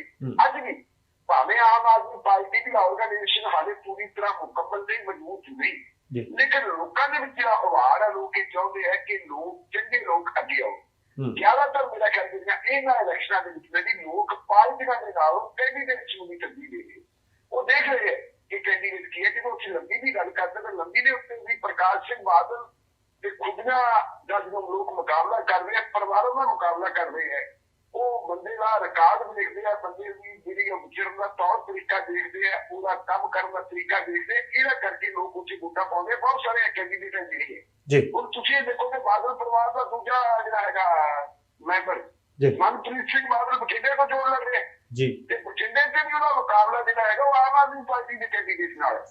ਆਮ ਆਦਮੀ ਪਾਰਟੀ ਦਾ ਕੈਂਡੀਡੇਟ ਜਿਹੜਾ ਹੈਗਾ ਉਹ ਇੱਕ ਵਕੀਲ ਹੈ, ਔਰ ਉਹ ਸਧਾਰਨ ਘਰ ਦੇ ਵਿੱਚ ਪੈਦਾ ਹੋਇਆ ਹੈ। ਇੱਥੇ ਵੀ ਜੇ ਆਪਾਂ ਦੇਖੀਏ, ਉਹ ਬੰਦਾ ਇੰਪਰੂਵਮੈਂਟ ਟਰਸਟ ਦਾ ਵੀ ਚੇਅਰਮੈਨ ਰਿਹਾ, ਔਰ ਨਗਰ ਕੌਂਸਲ ਦਾ ਵੀ ਪ੍ਰਧਾਨ ਰਿਹਾ ਹੈ। ਉਹਦਾ ਜਿਹੜਾ ਪੁਰਾਣਾ ਕਿਰਦਾਰ ਕਰਕੇ ਲੋਕ ਉਹਦੇ ਨਾਲ ਤੁਰੇ ਹੋਏ ਹੈ। ਅਰੇ ਅੱਜ ਤਕਲੀਫ ਨਹੀਂ ਹੋਣੀ ਕਿ ਤੁਸੀਂ ਬਠਿੰਡੇ ਦਾ ਰਿਜ਼ਲਟ ਵੀ ਨਿਕਲਿਆ ਦੇਖੋ ਕਿ ਇੱਥੋਂ ਦਾ ਬੜਾ ਨਿਕਲਿਆ ਰਿਜ਼ਲਟ ਹੋਣਾ ਹੈ। ਸੋ ਮੈਂ ਕਹਿ ਰਿਹਾ ਕਿ ਐਚਪੀ ਪਾਰਟੀਆਂ ਦੇ ਨਾਲੋਂ ਲੋਕ ਕੈਂਡੀਡੇਟਾਂ ਦੀ ਦੇਖ ਹੈ ਜਿਹੜੀ ਉਹਨੂੰ ਵੀ ਦੇਖ ਰਹੇ ਆ ਨਾਲ, ਔਰ ਉਹਦਾ ਕਰਕੇ ਤਬਦੀਲੀ ਪੋਜ਼ਿਟਿਵ ਆਉਗੀ। ਚੰਗੇ ਕੈਂਡੀਡੇਟ ਜਿਹੜੇ ਹੈ ਉਹ ਅਸੈਂਬਲੀ ਚ ਆਉਣਗੇ। ਇਹ ਮੇਰਾ ਥੋੜਾ ਜਿਹਾ ਆਂਕਲਨ ਹੈ, ਥੋੜਾ ਜਿਹਾ ਮੇਰਾ ਇਹ ਐਨਾਲਿਸਿਸ ਹੈ। ਚੰਗੀ ਗੱਲ ਹੈ। ਤਬਦੀਲੀ ਤਾਂ ਵੈਸੇ ਕੁਦਰਤ ਦਾ ਅਸੂਲ ਵੀ ਹੈ, ਨਿਯਮ ਵੀ ਹੈ, ਪਰ ਹੁਣ ਜੇਕਰ ਆਪਾਂ ਦੋਵੇਂ ਪਰਿਵਾਰਾਂ ਦਾ ਜ਼ਿਕਰ ਕਰ ਰਹੀਏ, ਆਪਾਂ ਕੈਂਡੀਡੇਟ ਤੋਂ ਵੀ ਹੁਣ ਤੁਸੀਂ ਪਰਿਵਾਰਾਂ ਦਾ ਜ਼ਿਕਰ ਕਰ ਦਿੱਤਾ, ਇੱਕ ਪਾਸੇ ਬਾਦਲ ਪਰਿਵਾਰ, ਇੱਕ ਪਾਸੇ ਖੁੱਡੀਆਂ ਪਰਿਵਾਰ। ਜੇ ਦੋਵੇਂ ਪਰਿਵਾਰਾਂ ਦੇ ਪੱਖ ਵਿੱਚ ਕੀ ਜਾਂਦਾ, ਵਿਰੋਧ ਵਿੱਚ ਕੀ ਜਾਂਦਾ, ਤੇ ਉਹਦਾ ਜ਼ਿਕਰ ਕਰਨਾ ਹੋਵੇ, ਪਹਿਲਾਂ ਬਾਦਲ ਸਾਹਿਬ ਤੋਂ ਸ਼ੁਰੂ ਕਰ ਦਿਓ ਜੀ ਕਿ ਬਾਦਲ ਸਾਹਿਬ ਹੋਰਾਂ ਦੇ ਪੱਖ ਵਿੱਚ ਕੀ ਜਾਂਦਾ ਤੇ ਵਿਰੋਧ 'ਚ ਕੀ ਜਾਂਦਾ ਜੀ। ਦੇਖੋ, ਬਾਦਲ ਸਾਹਿਬ ਦੇ ਪੱਖ ਦੇ ਵਿੱਚ ਜਿਹੜੀ ਗੱਲ ਜਾਂਦੀ ਹੈ ਕਿ ਬਾਦਲ ਸਾਹਿਬ ਨੂੰ ਕਦੇ ਪਾਰਟੀ ਦੀ ਛੱਡੀ, ਨੰਬਰ 1 ਆਪਣੀ ਪਾਰਟੀ ਦੇ ਵਿੱਚ ਰਹੇ ਜੀ। ਦੂਜੀ ਗੱਲ ਹੈ ਕਿ ਬਾਦਲ ਸਾਹਿਬ ਦੇ ਪੱਖ ਵਿੱਚ ਇਹ ਗੱਲ ਵੀ ਜਾਂਦੀ ਹੈ ਕਿ ਉਹ ਆਪਣੇ ਆਪ ਨੂੰ ਇੱਕ ਕਿਸਾਨਾਂ ਦਾ ਮਸੀਹਾ ਸਾਬਤ ਕਰਨ ਦੇ ਵਿੱਚ ਸਫਲ ਰਹੇ। ਇਹੀ ਕਾਰਨ ਹੈ ਕਿ ਬੜਾ ਲੰਬਾ ਸਮਾਂ ਇਹ ਜਿਹੜਾ ਹੈਗਾ ਇਸ ਸਿਆਸੀ ਜੀਵਨ ਦੇ ਵਿੱਚ ਉਹ ਬੁਲੰਦੀਆਂ ਤੇ ਪਹੁੰਚੇ ਹੈ, ਔਰ ਉਹਨਾਂ ਨੇ ਇੱਕ ਇੱਕ ਕਰਕੇ ਜਿਹੜੇ ਹੈਗੇ ਆਪਣੇ ਵਿਰੋਧੀਆਂ ਨੂੰ ਕਿਸੇ ਦੇ ਪੈਰ ਨਹੀਂ ਲੱਗਣ ਦਿੱਤੀ। ਜੇ ਉਹਨਾਂ ਆਪਾਂ ਨੈਗੇਟਿਵ ਪੱਖ ਦੇਖੀਏ ਤਾਂ ਨੈਗੇਟਿਵ ਪੱਖ ਇਹ ਹੈ ਕਿ ਪ੍ਰਕਾਸ਼ ਸਿੰਘ ਬਾਦਲ ਭਾਵੇਂ ਕਿਸਾਨੀ ਦੀ ਗੱਲ ਕਰਦੇ ਆ, ਲੇਕਿਨ ਉਹਨਾਂ ਦੇ ਕੋਈ ਵਿਜ਼ਨ ਨਹੀਂ। ਕਿਸਾਨੀ ਨੂੰ ਜਿਹੜਾ ਸੰਕਟ ਚੋਂ ਕੱਢ ਕੇ ਕਿਵੇਂ ਅੱਗੇ ਲੈ ਕੇ ਜਾਣਾ, ਇਹ ਪ੍ਰਕਾਸ਼ ਸਿੰਘ ਬਾਦਲ ਪੂਰਾ ਕੋਈ ਵਿਜ਼ਨ ਨਹੀਂ। ਪ੍ਰਕਾਸ਼ ਸਿੰਘ ਬਾਦਲ ਇਹ ਗੱਲ ਕਰਦੇ ਕਿ ਸੂਬਿਆਂ ਨੂੰ ਵੱਧ ਅਧਿਕਾਰ ਚਾਹੀਦੇ ਹੈ, ਲੇਕਿਨ ਉਹ ਇੰਨੇ ਦਲੇਰ ਨਹੀਂ ਕਿ ਉਹ ਕੇਂਦਰ ਦੇ ਸਾਹਮਣੇ ਅੱਖ ਪਾ ਕੇ ਅੱਖ ਗੱਲ ਕਰ ਸਕਣ। ਮੈਂ ਤੁਹਾਨੂੰ ਮਿਸਾਲ ਦੇਣ ਜਾਊਂਗਾ, 1977 ਦੇ ਵਿੱਚ ਜਦੋਂ ਪ੍ਰਕਾਸ਼ ਸਿੰਘ ਬਾਦਲ ਮੁੱਖ ਮੰਤਰੀ ਦੁਬਾਰਾ ਬਣੇ, ਦੂਜੀ ਵਾਰ ਬਣਦੇ ਹੈ, ਉਹ ਤੋਂ ਬਾਅਦ ਇਹਨਾਂ ਨੇ ਜਿਹੜੇ ਹੈਗੇ ਗੈਰ ਕਾਂਗਰਸੀ ਮੁੱਖ ਮੰਤਰੀਆਂ ਦੀ ਇੱਕ ਮੀਟਿੰਗ ਬੁਲਾ ਲਈ ਸੀ ਚੰਡੀਗੜ੍ਹ। ਇਹ ਤੈਅ ਕਰਦੀ ਸੀ ਕਿ ਸੂਬਿਆਂ ਨੂੰ ਵੱਧ ਅਧਿਕਾਰਾਂ ਵਾਸਤੇ ਆਪਾਂ ਜਦੋਜਹਿਦ ਕਰਨੀ ਹੈ ਤੇ ਆਓ ਆਪਾਂ ਮੀਟਿੰਗ ਕਰਕੇ ਵਿਚਾਰ ਕਰਾਂਗੇ। ਉਹਨਾਂ ਦਿਨਾਂ ਦੇ ਵਿੱਚ ਮੁਰਾਦ ਦੀ ਵਿਛਾਈ ਸਾਡੇ ਦੇਸ਼ ਦੇ ਪ੍ਰਧਾਨ ਮੰਤਰੀ ਹੁੰਦੇ ਸੀ ਕਿ ਉਹਨਾਂ ਨੇ ਕਿਹਾ ਵੀ ਹੁਣਾ ਕਿ ਬਾਦਲ ਸਾਹਿਬ ਜੇ ਕਿਆ ਕਰ ਰਹੇ ਹੋ। ਨਤੀਜਾ ਇਹ ਹੋਇਆ ਸੀ ਕਿ ਬਾਦਲ ਸਾਹਿਬ ਦੀ ਤਾਰੀਖ ਕੈਂਸਲ ਹੋ ਗਈ ਤੇ ਮੁੜ ਕੇ ਦੁਬਾਰਾ ਕਹਿੰਦੇ ਮੀਟਿੰਗ ਨਹੀਂ ਹੋਈ। ਦੂਜੀ ਗੱਲ, ਇਹ ਇਹ ਗੱਲ ਵੀ ਜਾਂਦੀ ਹੈ ਕਿ ਜਿਹੜਾ SYL ਹੈ, ਜੀ। SYL ਪੰਜਾਬ ਦੇ ਸਭ ਨੂੰ ਤੁਸੀਂ ਆਪਾਂ ਕਹਿ ਸਕਦੇ ਦੁਖਾਂਤ ਦੀ ਜੜ ਹੈ। SYL ਦੇ ਲਈ ਜਿਹੜੀ ਜ਼ਮੀਨ ਅਕਵਾਇਰ ਕੀਤੀ ਸੀ, ਉਹਦੇ ਵਾਸਤੇ ਚੌਧਰੀ ਬੇਲੀਵਾਲ ਤੋਂ 2 ਕਰੋੜ ਰੁਪਇਆ ਜ਼ਮੀਨ ਅਕਵਾਇਰ ਕਰਨ ਵਾਸਤੇ ਸਰਦਾਰ ਪ੍ਰਕਾਸ਼ ਸਿੰਘ ਬਾਦਲ ਨੇ ਲੈ ਕੇ ਕਿਸਾਨਾਂ ਨੂੰ ਬੰਦਿਆ ਸੀ ਕਿ ਨਹਿਰ ਦਾ ਰਾਹ ਪੱਧਰਾ ਕੀਤਾ ਸੀ। ਇਵਨ ਦੇ ਵਿੱਚ ਉਹਦੇ ਬਦਲੇ ਦੇ ਵਿੱਚ ਗੜਗਾਉਂ ਦੇ ਕੋਲੇ ਜਿੱਥੇ ਇੰਟਰਨੈਸ਼ਨਲ 에ਅਰਪੋਰਟ ਬਣਿਆ ਹੋਇਆ ਆਪਣਾ, ਉੱਥੇ ਇਹਨਾਂ ਨੇ 1 ਰੁਪਈਏ ਦੇ ਲਿਹਾਜ਼ ਦੇ ਨਾਲ 18 ਏਕੜ ਜ਼ਮੀਨ ਲਈ ਸੀ। ਕਿਹਦੇ ਨਾਂ ਦੇ ਉੱਤੇ? ਸੁਖਬੀਰ ਸਿੰਘ ਬਾਦਲ ਦੇ ਨਾਮ ਉੱਤੇ, ਕਿ ਉੱਥੇ ਬਹੁਤ ਵੱਡਾ ਹੋਟਲ ਜਿਹਨੂੰ ਆਰਬਿਟ ਹੋਟਲ ਕਹਿੰਦੇ ਆਪਾਂ, ਉਹ ਹੈ ਜੀ। ਪੰਜਾਬ ਦੇ ਹਿੱਤਾਂ ਦੇ ਨਾਲ, ਮਤਲਬ ਜਾਂ ਪੰਜਾਬ ਦੇ ਹਿੱਤਾਂ ਦੀ ਖਾਤਰ ਬਾਦਲ ਸਾਹਿਬ ਕਦੇ ਖੜੇ ਨਹੀਂ। ਇਹ ਵੱਖਰੀ ਗੱਲ ਹੈ ਕਿ ਬਾਦਲ ਸਾਹਿਬ ਨੂੰ ਭਾਵੇਂ ਫਖਰੇ ਕੌਮ ਦਾ ਅਵਾਰਡ ਵੀ ਦਿੱਤਾ ਗਿਆ ਹੈ, ਲੇਕਿਨ ਧਾਰਮਿਕ ਪੱਖ ਤੋਂ ਆਪਾਂ ਦੇਖੀਏ ਤੇ ਬਾਦਲ ਸਾਹਿਬ ਤੇ ਇਹ ਇਲਜ਼ਾਮ ਵੀ ਲੱਗਦਾ ਕਿ 1999 ਦੇ ਵਿੱਚ ਅਕਾਲ ਤਖਤ ਸਾਹਿਬ ਦੇ ਜਥੇਦਾਰ ਭਾਈ ਰਣਜੀਤ ਸਿੰਘ ਇਸ ਕਰਕੇ ਉਹਦੇ ਤੋਂ ਲਾਭ ਦਿੱਤਾ ਸੀ ਕਿ ਉਹਨਾਂ ਨੇ ਕਹਿ ਦਿੱਤਾ ਸੀ 3 ਸ਼ਤਾਬਦੀ ਜੀ ਖਾਲਸਾ ਪੰਥ ਦੀ 3 ਸ਼ਤਾਬਦੀ ਤੱਕ ਏਕਾ ਰੱਖੋ, ਸਾਰੇ ਇਕੱਠੇ ਰਹੋ, ਤੇ ਉਹਨਾਂ ਨੂੰ ਚੱਕ ਕੇ ਬਾਹਰ ਕੱਢਦਾ ਸੀ ਜੀ। ਇਹ ਇਸ ਕਿਸਮ ਦੇ ਇਲਜ਼ਾਮ ਬਾਦਲ ਸਾਹਿਬ ਤੇ ਲੱਗਦਾ। ਦੂਜੀ ਗੱਲ ਇਹ ਹੈ ਕਿ ਬਾਦਲ ਸਾਹਿਬ ਦੇ ਉੱਤੇ ਇਹ ਇਲਜ਼ਾਮ ਵੀ ਲੱਗਦਾ ਕਿ ਉਹ ਪਰਿਵਾਰ ਪ੍ਰਸਤ ਹੈ। ਜਦੋਂ ਪੰਜਾਬ ਦਾ ਮਾਹੌਲ ਖਰਾਬ ਹੋਣਾ ਸ਼ੁਰੂ ਹੋਇਆ ਸੀ, ਇਹਨੇ ਆਪਣੇ ਪੁੱਤ ਤੇ ਭਤੀਜੇ ਨੂੰ ਪੜ੍ਹਨ ਵਾਸਤੇ ਬਾਹਰ ਭੇਜਿਆ ਸੀ ਕਿ ਲੋਕਾਂ ਦੇ ਬੱਚਿਆਂ ਨੂੰ ਕਹਿੰਦਾ ਸੀ ਭਾਈ ਚਲੋ ਠੀਕ ਹੈ ਤੁਸੀਂ ਸੰਘਰਸ਼ ਲੜੋ। ਉਹਨਾਂ ਦੇ ਹੱਥਾਂ ਵਿੱਚ ਅਸਾਲਟਾ ਫੜਾਕਿਆ ਸੀ ਕਿ ਫਿਰ ਉਹ ਜਦੋਂ ਸਿਵਲ ਦੇ ਰੂਪ ਦੇ ਵਿੱਚ ਲੋਕਾਂ ਦੇ ਪੁੱਤ ਜਾਂਦੇ ਸੀ ਤੇ ਬਾਦਲ ਸਾਹਿਬ ਉੱਥੇ ਜਾ ਕੇ ਹਮਦਰਦੀ ਵੀ ਪ੍ਰਗਟ ਕਰਦੇ ਹੁੰਦੇ ਸੀ। ਆਪਰੇਸ਼ਨ ਬਲੂ ਸਟਾਰ ਹੁੰਦਾ ਹੈ ਜੀ। ਆਪਰੇਸ਼ਨ ਬਲੂ ਸਟਾਰ ਵੇਲੇ ਸਰਦਾਰ ਪ੍ਰਕਾਸ਼ ਸਿੰਘ ਬਾਦਲ ਅੰਮ੍ਰਿਤਸਰ ਵੀ ਗਏ, ਆਪਣੇ ਪਿੰਡ ਸੀ ਡਾਬਾਰੀ ਦੇ ਵਿੱਚ ਦਿੱਲੀ ਨੂੰ ਜਾਂਦੇ ਆ, ਚੰਡੀਗੜ੍ਹ ਨੂੰ ਜਾਂਦੇ ਆ। ਰਸਤੇ ਦੇ ਵਿੱਚ ਇਹਨਾਂ ਨੇ ਇੱਕ ਬਿਆਨ ਦਿੱਤਾ ਸੀ ਕਿ ਧਰਮੀ ਫੌਜੀਆਂ ਨੂੰ ਚਾਹੀਦਾ ਹੈ ਕਿ ਉਹ ਹੁਣ ਬਗਾਵਤ ਕਰ ਦੇਣ। ਪਰ ਧਰਮੀ ਫੌਜੀਆਂ ਨੇ ਬਗਾਵਤ ਕੀਤੀ ਸੀ। ਨਤੀਜਾ ਇਹ ਹੋਇਆ ਸੀ ਕਿ ਹਜ਼ਾਰਾਂ ਦੀ ਜਵਾਬ ਦੇ ਜਿਹੜੇ ਫੌਜੀ ਸੀਗੇ ਉਹ ਬੇਰੁਜ਼ਗਾਰ ਹੋ ਗਏ ਸੀ, ਕਈ ਮਾਰੇ ਗਏ ਸੀ, ਬਹੁਤ ਸਾਰੇ ਜੇਲ੍ਹਾਂ ਚਲੇ ਗਏ ਸੀ, ਲੇਕਿਨ ਉਹਨਾਂ ਨੇ ਮੁੜ ਮੁਸੇਬੇ ਦਾ ਕਦੇ ਪ੍ਰਬੰਧ ਨਹੀਂ ਕੀਤਾ। ਇਸ ਕਿਸਮ ਦੇ ਇਲਜ਼ਾਮ ਉਹਨਾਂ ਤੇ ਲੱਗਦੇ ਆ ਔਰ ਇਹ ਵਿੱਚ ਹੋਰ ਹੈ ਪ੍ਰਕਾਸ਼ ਸਿੰਘ ਬਾਦਲ ਨੂੰ ਪਹਿਲੀ ਵਾਰੀ ਮੁੱਖ ਮੰਤਰੀ ਬਣੇ ਹੈ, ਉਸ ਵੇਲੇ ਇਹਨਾਂ ਦੇ ਖਿਲਾਫ ਇੱਕ ਕੰਪਲੇਂਟ ਕੀਤੀ ਸੀ ਇਹਨਾਂ ਦੇ ਵਜ਼ੀਰ ਨੇ, ਜਿਹਦਾ ਨਾਮ ਸੀ ਤਰਲੋਚਨ ਸਿੰਘ ਰਿਆਸਤੀ ਜੀ। ਉਸ ਕੰਪਲੇਂਟ ਦੇ ਆਧਾਰ ਦੇ ਉੱਤੇ ਇੱਕ ਕਮਿਸ਼ਨ ਬਣਿਆ ਸੀ ਜਿਹਨੂੰ ਕਹਿੰਦੇ ਸ਼ਿੰਗਾਨੀ ਕਮਿਸ਼ਨ। ਤੇ ਸ਼ਿੰਗਾਨੀ ਕਮਿਸ਼ਨ ਨੇ ਇੱਕ ਜਿਹੜੀ ਰਿਪੋਰਟ ਦਿੱਤੀ ਸੀ, ਉਹਦੇ ਵਿੱਚ ਇਹ ਸਾਬਤ ਕੀਤਾ ਸੀ ਕਿ ਸਰਦਾਰ ਪ੍ਰਕਾਸ਼ ਸਿੰਘ ਬਾਦਲ ਦੇ ਜਿਹੜੇ ਭ੍ਰਿਸ਼ਟਾਚਾਰ ਦੇ ਦੋਸ਼ ਲੱਗੇ ਆ ਉਹਨਾਂ ਚ ਦਮ ਹੈ। ਇਹ ਅੱਜ 25-75 ਦੀ ਗੱਲ ਚੱਲਦੇ ਆ, ਜੈਨੀ ਜੈਨ ਸਿੰਘ ਹੋਣੀ ਮੁੱਖ ਮੰਤਰੀ ਬਣ ਗਏ ਤੇ ਉਹਨਾਂ ਨੇ ਉਸ ਰਿਪੋਰਟ ਨੂੰ ਕਿਤੇ ਪਾਸੇ ਪਾਤਾ। ਅੱਜ ਤੱਕ ਉਹ ਰਿਪੋਰਟ ਨੂੰ ਕਦੇ ਹਵਾ ਨਹੀਂ ਲੱਗੀ ਜੀ। ਇਹ ਇਹਨਾਂ ਦਾ ਪੋਜ਼ਿਟਿਵ ਤੇ ਨੈਗੇਟਿਵ ਹੈ। ਜਿੱਥੋਂ ਤੱਕ ਕੋਟੀਆਂ ਪਰਿਵਾਰ ਦਾ ਸੰਬੰਧ ਹੈ, ਪਰ ਹਾਲੇ ਢਿੱਲੋਂ ਸਾਹਿਬ ਆ ਜਿਹੜੇ 10 ਸਾਲਾਂ ਦੇ ਰਾਜ ਦੇ ਵਿੱਚ ਵੀ ਇਹ ਵੀ ਮੇਰੇ ਖਿਆਲ ਦੇ ਵਿੱਚ ਪੋਜ਼ਿਟਿਵ ਜਾਂ ਨੈਗੇਟਿਵ ਤੁਸੀਂ ਆਪਣੇ ਤਰੀਕੇ ਨਾਲ ਦੱਸਦੇ ਹੋ ਕਿ ਧਾਰਾ 370 ਦਾ ਭੋਗ ਪਾਇਆ, ਫੈਡਰਲਿਜ਼ਮ ਦੀ ਵਕਾਲਤ ਕਰਨ ਵਾਲੇ ਬੋਲੇ ਨਹੀਂ, ਉਸ ਸਰਕਾਰ ਦਾ ਹਿੱਸਾ ਸੀ ਤੇ ਨਾਲ ਬੇਅਦਬੀਆਂ ਦੇ ਜਿਹੜੇ ਦੋਸ਼ ਲੱਗੇ ਨੇ, ਉਸ ਵਕਤ ਮੁੱਖ ਮੰਤਰੀ ਸੀ। ਸਿਰਸੇ ਵਾਲੇ ਡੇਰਾ ਮੁਖੀ ਨੂੰ ਬੇਅਦਬੀ ਦੇਣੀ, ਸਵਾਂਗ ਰਚਾਉਣਾ, ਫਿਰ FIR ਦਰਜ ਹੋਈ ਰੱਦ ਕਰਨੀ, ਉਹ ਵੀ ਇਲਜ਼ਾਮ ਇਹਨਾਂ ਤੇ ਲੱਗਦੇ ਆ ਕਿ ਨਹੀਂ ਲੱਗਦੇ ਜੀ? ਜਦੋਂ ਆਪਾਂ ਜੇ ਸਾਰੀ ਆਪਾਂ ਇਹਨੂੰ ਕਰਨਾ ਲਵਾਂਗੇ ਤਾਂ ਮੇਰਾ ਖਿਆਲ ਆ ਵੀ ਆਪਾਂ ਨੂੰ 2-3 ਘੰਟੇ ਚਾਹੀਦੇ, ਇਹਦੇ ਵਿੱਚ ਕੋਈ ਸ਼ੱਕ ਨਹੀਂ ਜੀ। ਇਹਦੇ ਵਿੱਚ ਕੋਈ ਸ਼ੱਕ ਨਹੀਂ ਕਿ ਜਦੋਂ ਸਰਦਾਰ ਪ੍ਰਕਾਸ਼ ਸਿੰਘ ਬਾਦਲ ਮੁੱਖ ਮੰਤਰੀ ਸੀ, ਡਿਪਟੀ ਮੁੱਖ ਮੰਤਰੀ ਸੀ ਸਰਦਾਰ ਸੁਖਬੀਰ ਸਿੰਘ ਬਾਦਲ ਜੀ, ਉਸ ਵੇਲੇ ਕੀ ਕੁਛ ਹੋਇਆ, ਮੈਂ ਆਪਣੇ ਕੋਲੋਂ ਜਾਂ ਤੁਹਾਡੇ ਕੋਲੋਂ ਕੁਛ ਕਹਿਣ ਦੀ ਬਜਾਏ ਗਿਆਨੀ ਗੁਰਮੁਖ ਸਿੰਘ ਹੋਣੀ ਜਿਹੜੇ ਐਕਟਿੰਗ ਜਥੇਦਾਰ ਹੁੰਦੇ ਸੀ ਤਖਤ ਸ੍ਰੀ ਦਮਦਮਾ ਸਾਹਿਬ ਦੇ ਜੀ, ਉਹਨਾਂ ਦੇ ਹਵਾਲੇ ਨਾਲ ਮੈਂ ਇੱਕ ਗੱਲ ਕਹਿਣੀ ਚਾਹੁੰਦਾ। ਉਹਨਾਂ ਨੇ ਕਿਹਾ ਸੀ ਕਿ ਸਰਦਾਰ ਪ੍ਰਕਾਸ਼ ਸਿੰਘ ਬਾਦਲ ਨੇ ਪੰਜਾਬ ਵਾਲੇ ਸਿੰਘ ਸਾਹਿਬਾਨ ਸੀ, ਅਕਾਲ ਤਖਤ ਸਾਹਿਬ ਦੇ ਜਥੇਦਾਰ ਸਾਹਿਬ ਔਰ ਤਖਤ ਸ੍ਰੀ ਕੇਸਗੜ੍ਹ ਸਾਹਿਬ ਦੇ ਜਥੇਦਾਰ ਤੇ ਤਖਤ ਸ੍ਰੀ ਦਮਦਮਾ ਸਾਹਿਬ ਦੇ ਜਥੇਦਾਰ, ਤਿੰਨਾਂ ਨੂੰ ਚੰਡੀਗੜ੍ਹ ਬੁਲਾਇਆ ਜੀ। ਤਿੰਨਾਂ ਨੂੰ ਚੰਡੀਗੜ੍ਹ ਬੁਲਾ ਕੇ ਜਿਹਨੂੰ ਇਹ ਗੱਲ ਕਹੀ ਕਿ ਡੇਰਾ ਮੁਖੀ ਨੂੰ ਮਾਫ ਕਰਨਾ ਹੈ, ਉਹਦੇ ਵਾਸਤੇ ਤੁਸੀਂ ਨੂੰ ਮਾਫੀ ਦੇ ਦੇ। ਤੇ ਗਿਆਨੀ ਗੁਰਮੁਖ ਸਿੰਘ ਨੇ ਕਹੀ ਸੀ ਜਾਨੀ ਕਿ ਬਾਦਲ ਸਾਹਿਬ ਜੀ ਤਖਤਾਂ ਦੇ ਜਥੇਦਾਰ ਆ, ਸਾਨੂੰ ਸੁਨੇਹਾ ਉੱਥੇ ਭੇਜ ਦਿੰਦੇ, ਤੁਸੀਂ ਸਾਨੂੰ ਇੱਥੇ ਕਾਹਨੂੰ ਤਲਬ ਕੀਤਾ? ਤਖਤਾਂ ਦੇ ਜਥੇਦਾਰਾਂ ਨੂੰ ਦੁਨਿਆਵੀ ਤਖਤ ਦਾ ਜਿਹੜਾ ਹੈਗਾ ਮੁਖੀ ਉਹ ਆਪਣੇ ਘਰੇ ਜਿਹੜਾ ਹੈਗਾ ਤਲਬ ਕਰਦਾ ਤੇ ਉਹਨਾਂ ਨੂੰ ਹੁਕਮ ਦਿੰਦਾ, ਇੱਥੋਂ ਆਪਾਂ ਨੂੰ ਪਤਾ ਲੱਗਦਾ ਹੈ ਜੀ। ਗੁਰੂ ਗੋਬਿੰਦ ਸਿੰਘ ਜੀ ਦਾ ਸਮਾਜ ਧਾਰ ਕੇ ਉਹਨਾਂ ਦੀ ਨਕਲ ਕਰਕੇ ਜਿਹੜੇ ਜਾਮੇ ਸਾਧ ਦੇ ਰੂਪ ਦੇ ਵਿੱਚ ਰੂਹ ਅਫਜ਼ਾ ਛਕਾ ਕੇ ਆਪਣੇ ਸਾਧੂ ਨੂੰ ਪ੍ਰੇਮੀ ਬਣਾਈ ਡੇਰਾ ਮੁਖੀ ਨੇ, ਉਹਦਾ ਬਠਿੰਡੇ ਦੇ ਵਿੱਚ ਵਿਰੋਧ ਹੋਇਆ ਤੇ ਬਠਿੰਡੇ ਚ ਉਹਦੇ ਖਿਲਾਫ ਪਰਚਾ ਹੁੰਦਾ ਹੈ ਜੀ। 2012 ਦੀ ਚੋਣ ਤੋਂ 3 ਦਿਨ ਪਹਿਲਾਂ ਉਸ FIR ਨੂੰ ਰੱਦ ਕਰਨ ਵਾਸਤੇ ਅਦਾਲਤ ਦੇ ਵਿੱਚ ਇੱਕ ਐਪਲੀਕੇਸ਼ਨ ਦਿੱਤੀ ਜਾਂਦੀ ਹੈ ਔਰ ਬਾਅਦ ਵਿੱਚ ਪਰਚਾ ਰੱਦ ਵੀ ਹੋ ਜਾਂਦਾ ਟੈਕਨੀਕਲ ਗੱਲਾਂ ਕਰਕੇ, ਕੁਝ ਕਾਨੂੰਨੀ ਨੁਕਤਿਆਂ ਦੇ ਕਰਕੇ।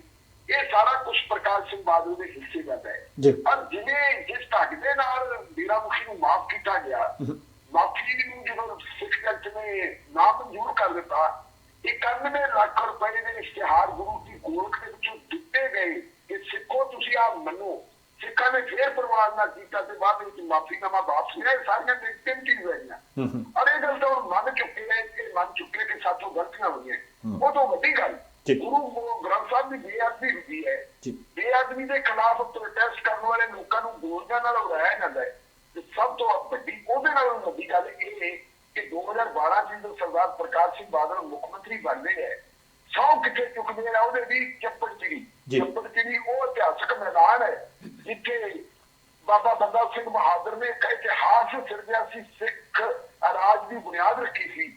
ਉਸ ਚੱਪੜਚਿੜੀ ਦੇ ਮੈਦਾਨ ਦੇ ਵਿੱਚ ਇਹ ਸਹੁੰ ਚੁੱਕਦੇ ਹੈ ਤੇ ਉੱਥੋਂ ਜਿਹੜਾ ਇਹਨਾਂ ਨੇ ਪਹਿਲਾ ਹੁਕਮ ਜਾਰੀ ਕੀਤਾ ਸੀ, ਉਹ ਹੁਕਮ ਕੀ ਕੀਤਾ ਸੀ ਕਿ ਸੁਮੈਦ ਸੈਣੀ ਉਹਨੂੰ ਪੰਜਾਬ ਦਾ DGP ਬਣਾਇਆ ਜਾਂਦਾ, ਜਿਹਦੇ ਹੱਥ ਨੌਜਵਾਨਾਂ ਦੇ ਖੂਨ ਦੇ ਨਾਲ ਲਿਬੜੇ ਹੋਏ ਸੀ। ਇਹ ਇਹਨਾਂ ਦੀਆਂ ਤੁਸੀਂ ਇਹਨਾਂ ਨੂੰ ਮੈਂ ਇਨਵਾਈਟਡ ਕਾਬਲ ਕਹਿ ਸਕਦਾ ਕਿ ਬਾਦਲ ਪਰਿਵਾਰ ਜਾਂ ਪ੍ਰਾਪਤੀ ਦੇ ਵਿੱਚ ਇਹ ਚੀਜ਼ ਵੀ ਆਉਂਦੀ ਹੈ ਜੀ। ਔਰ ਉਹਦਾ ਨਤੀਜਾ ਇਹ ਹੋਇਆ ਸੀ ਕਿ 2017 ਚ 1920 ਦੇ ਵਿੱਚ ਬਣਿਆ ਵਾ ਅਕਾਲੀ ਦਲ 2017 ਦੇ ਵਿੱਚ ਵਿਰੋਧੀ ਧਿਰ ਦਾ ਰੁਤਬਾ ਵੀ ਹਾਸਲ ਨਹੀਂ ਕਰ ਸਕਿਆ ਸੀ ਤੇ ਅੱਜ ਇਹ ਪਰਿਵਾਰ ਆਪਣੀ ਹੋਂਦ ਦੀ ਲੜਾਈ ਲੜ ਰਿਹਾ। ਮੈਂ ਨਹੀਂ ਕਹਿੰਦਾ ਵੀ ਮੈਂ ਇਹ ਨਹੀਂ ਮੰਨਣ ਨੂੰ ਤਿਆਰ, ਇਹ ਰਾਜਪਾਲ ਦੀ ਲੜਾਈ ਲੜ ਰਹੇ, ਇਹ ਅੱਜ ਕੱਲ੍ਹ ਆਪਣੇ ਪਰਿਵਾਰ ਦੀ ਹੋਂਦ ਦੀ ਲੜਾਈ ਲੜ ਰਹੇ। ਦੂਜੇ ਪਾਸੇ ਜਦੋਂ ਅਸੀਂ ਖੁੱਡੀਆਂ ਪਰਿਵਾਰ ਦੀ ਗੱਲ ਕਰਦੇ ਹਾਂ ਤੇ ਖੁੱਡੀਆਂ ਪਰਿਵਾਰ ਦੇ ਕੋਲ ਇੱਕ ਅਜਿਹਾ ਇਤਿਹਾਸ ਹੈ ਜਿਹੜੇ ਇਤਿਹਾਸ ਦੇ ਉੱਤੇ ਮਾਣ ਕਰਦੇ।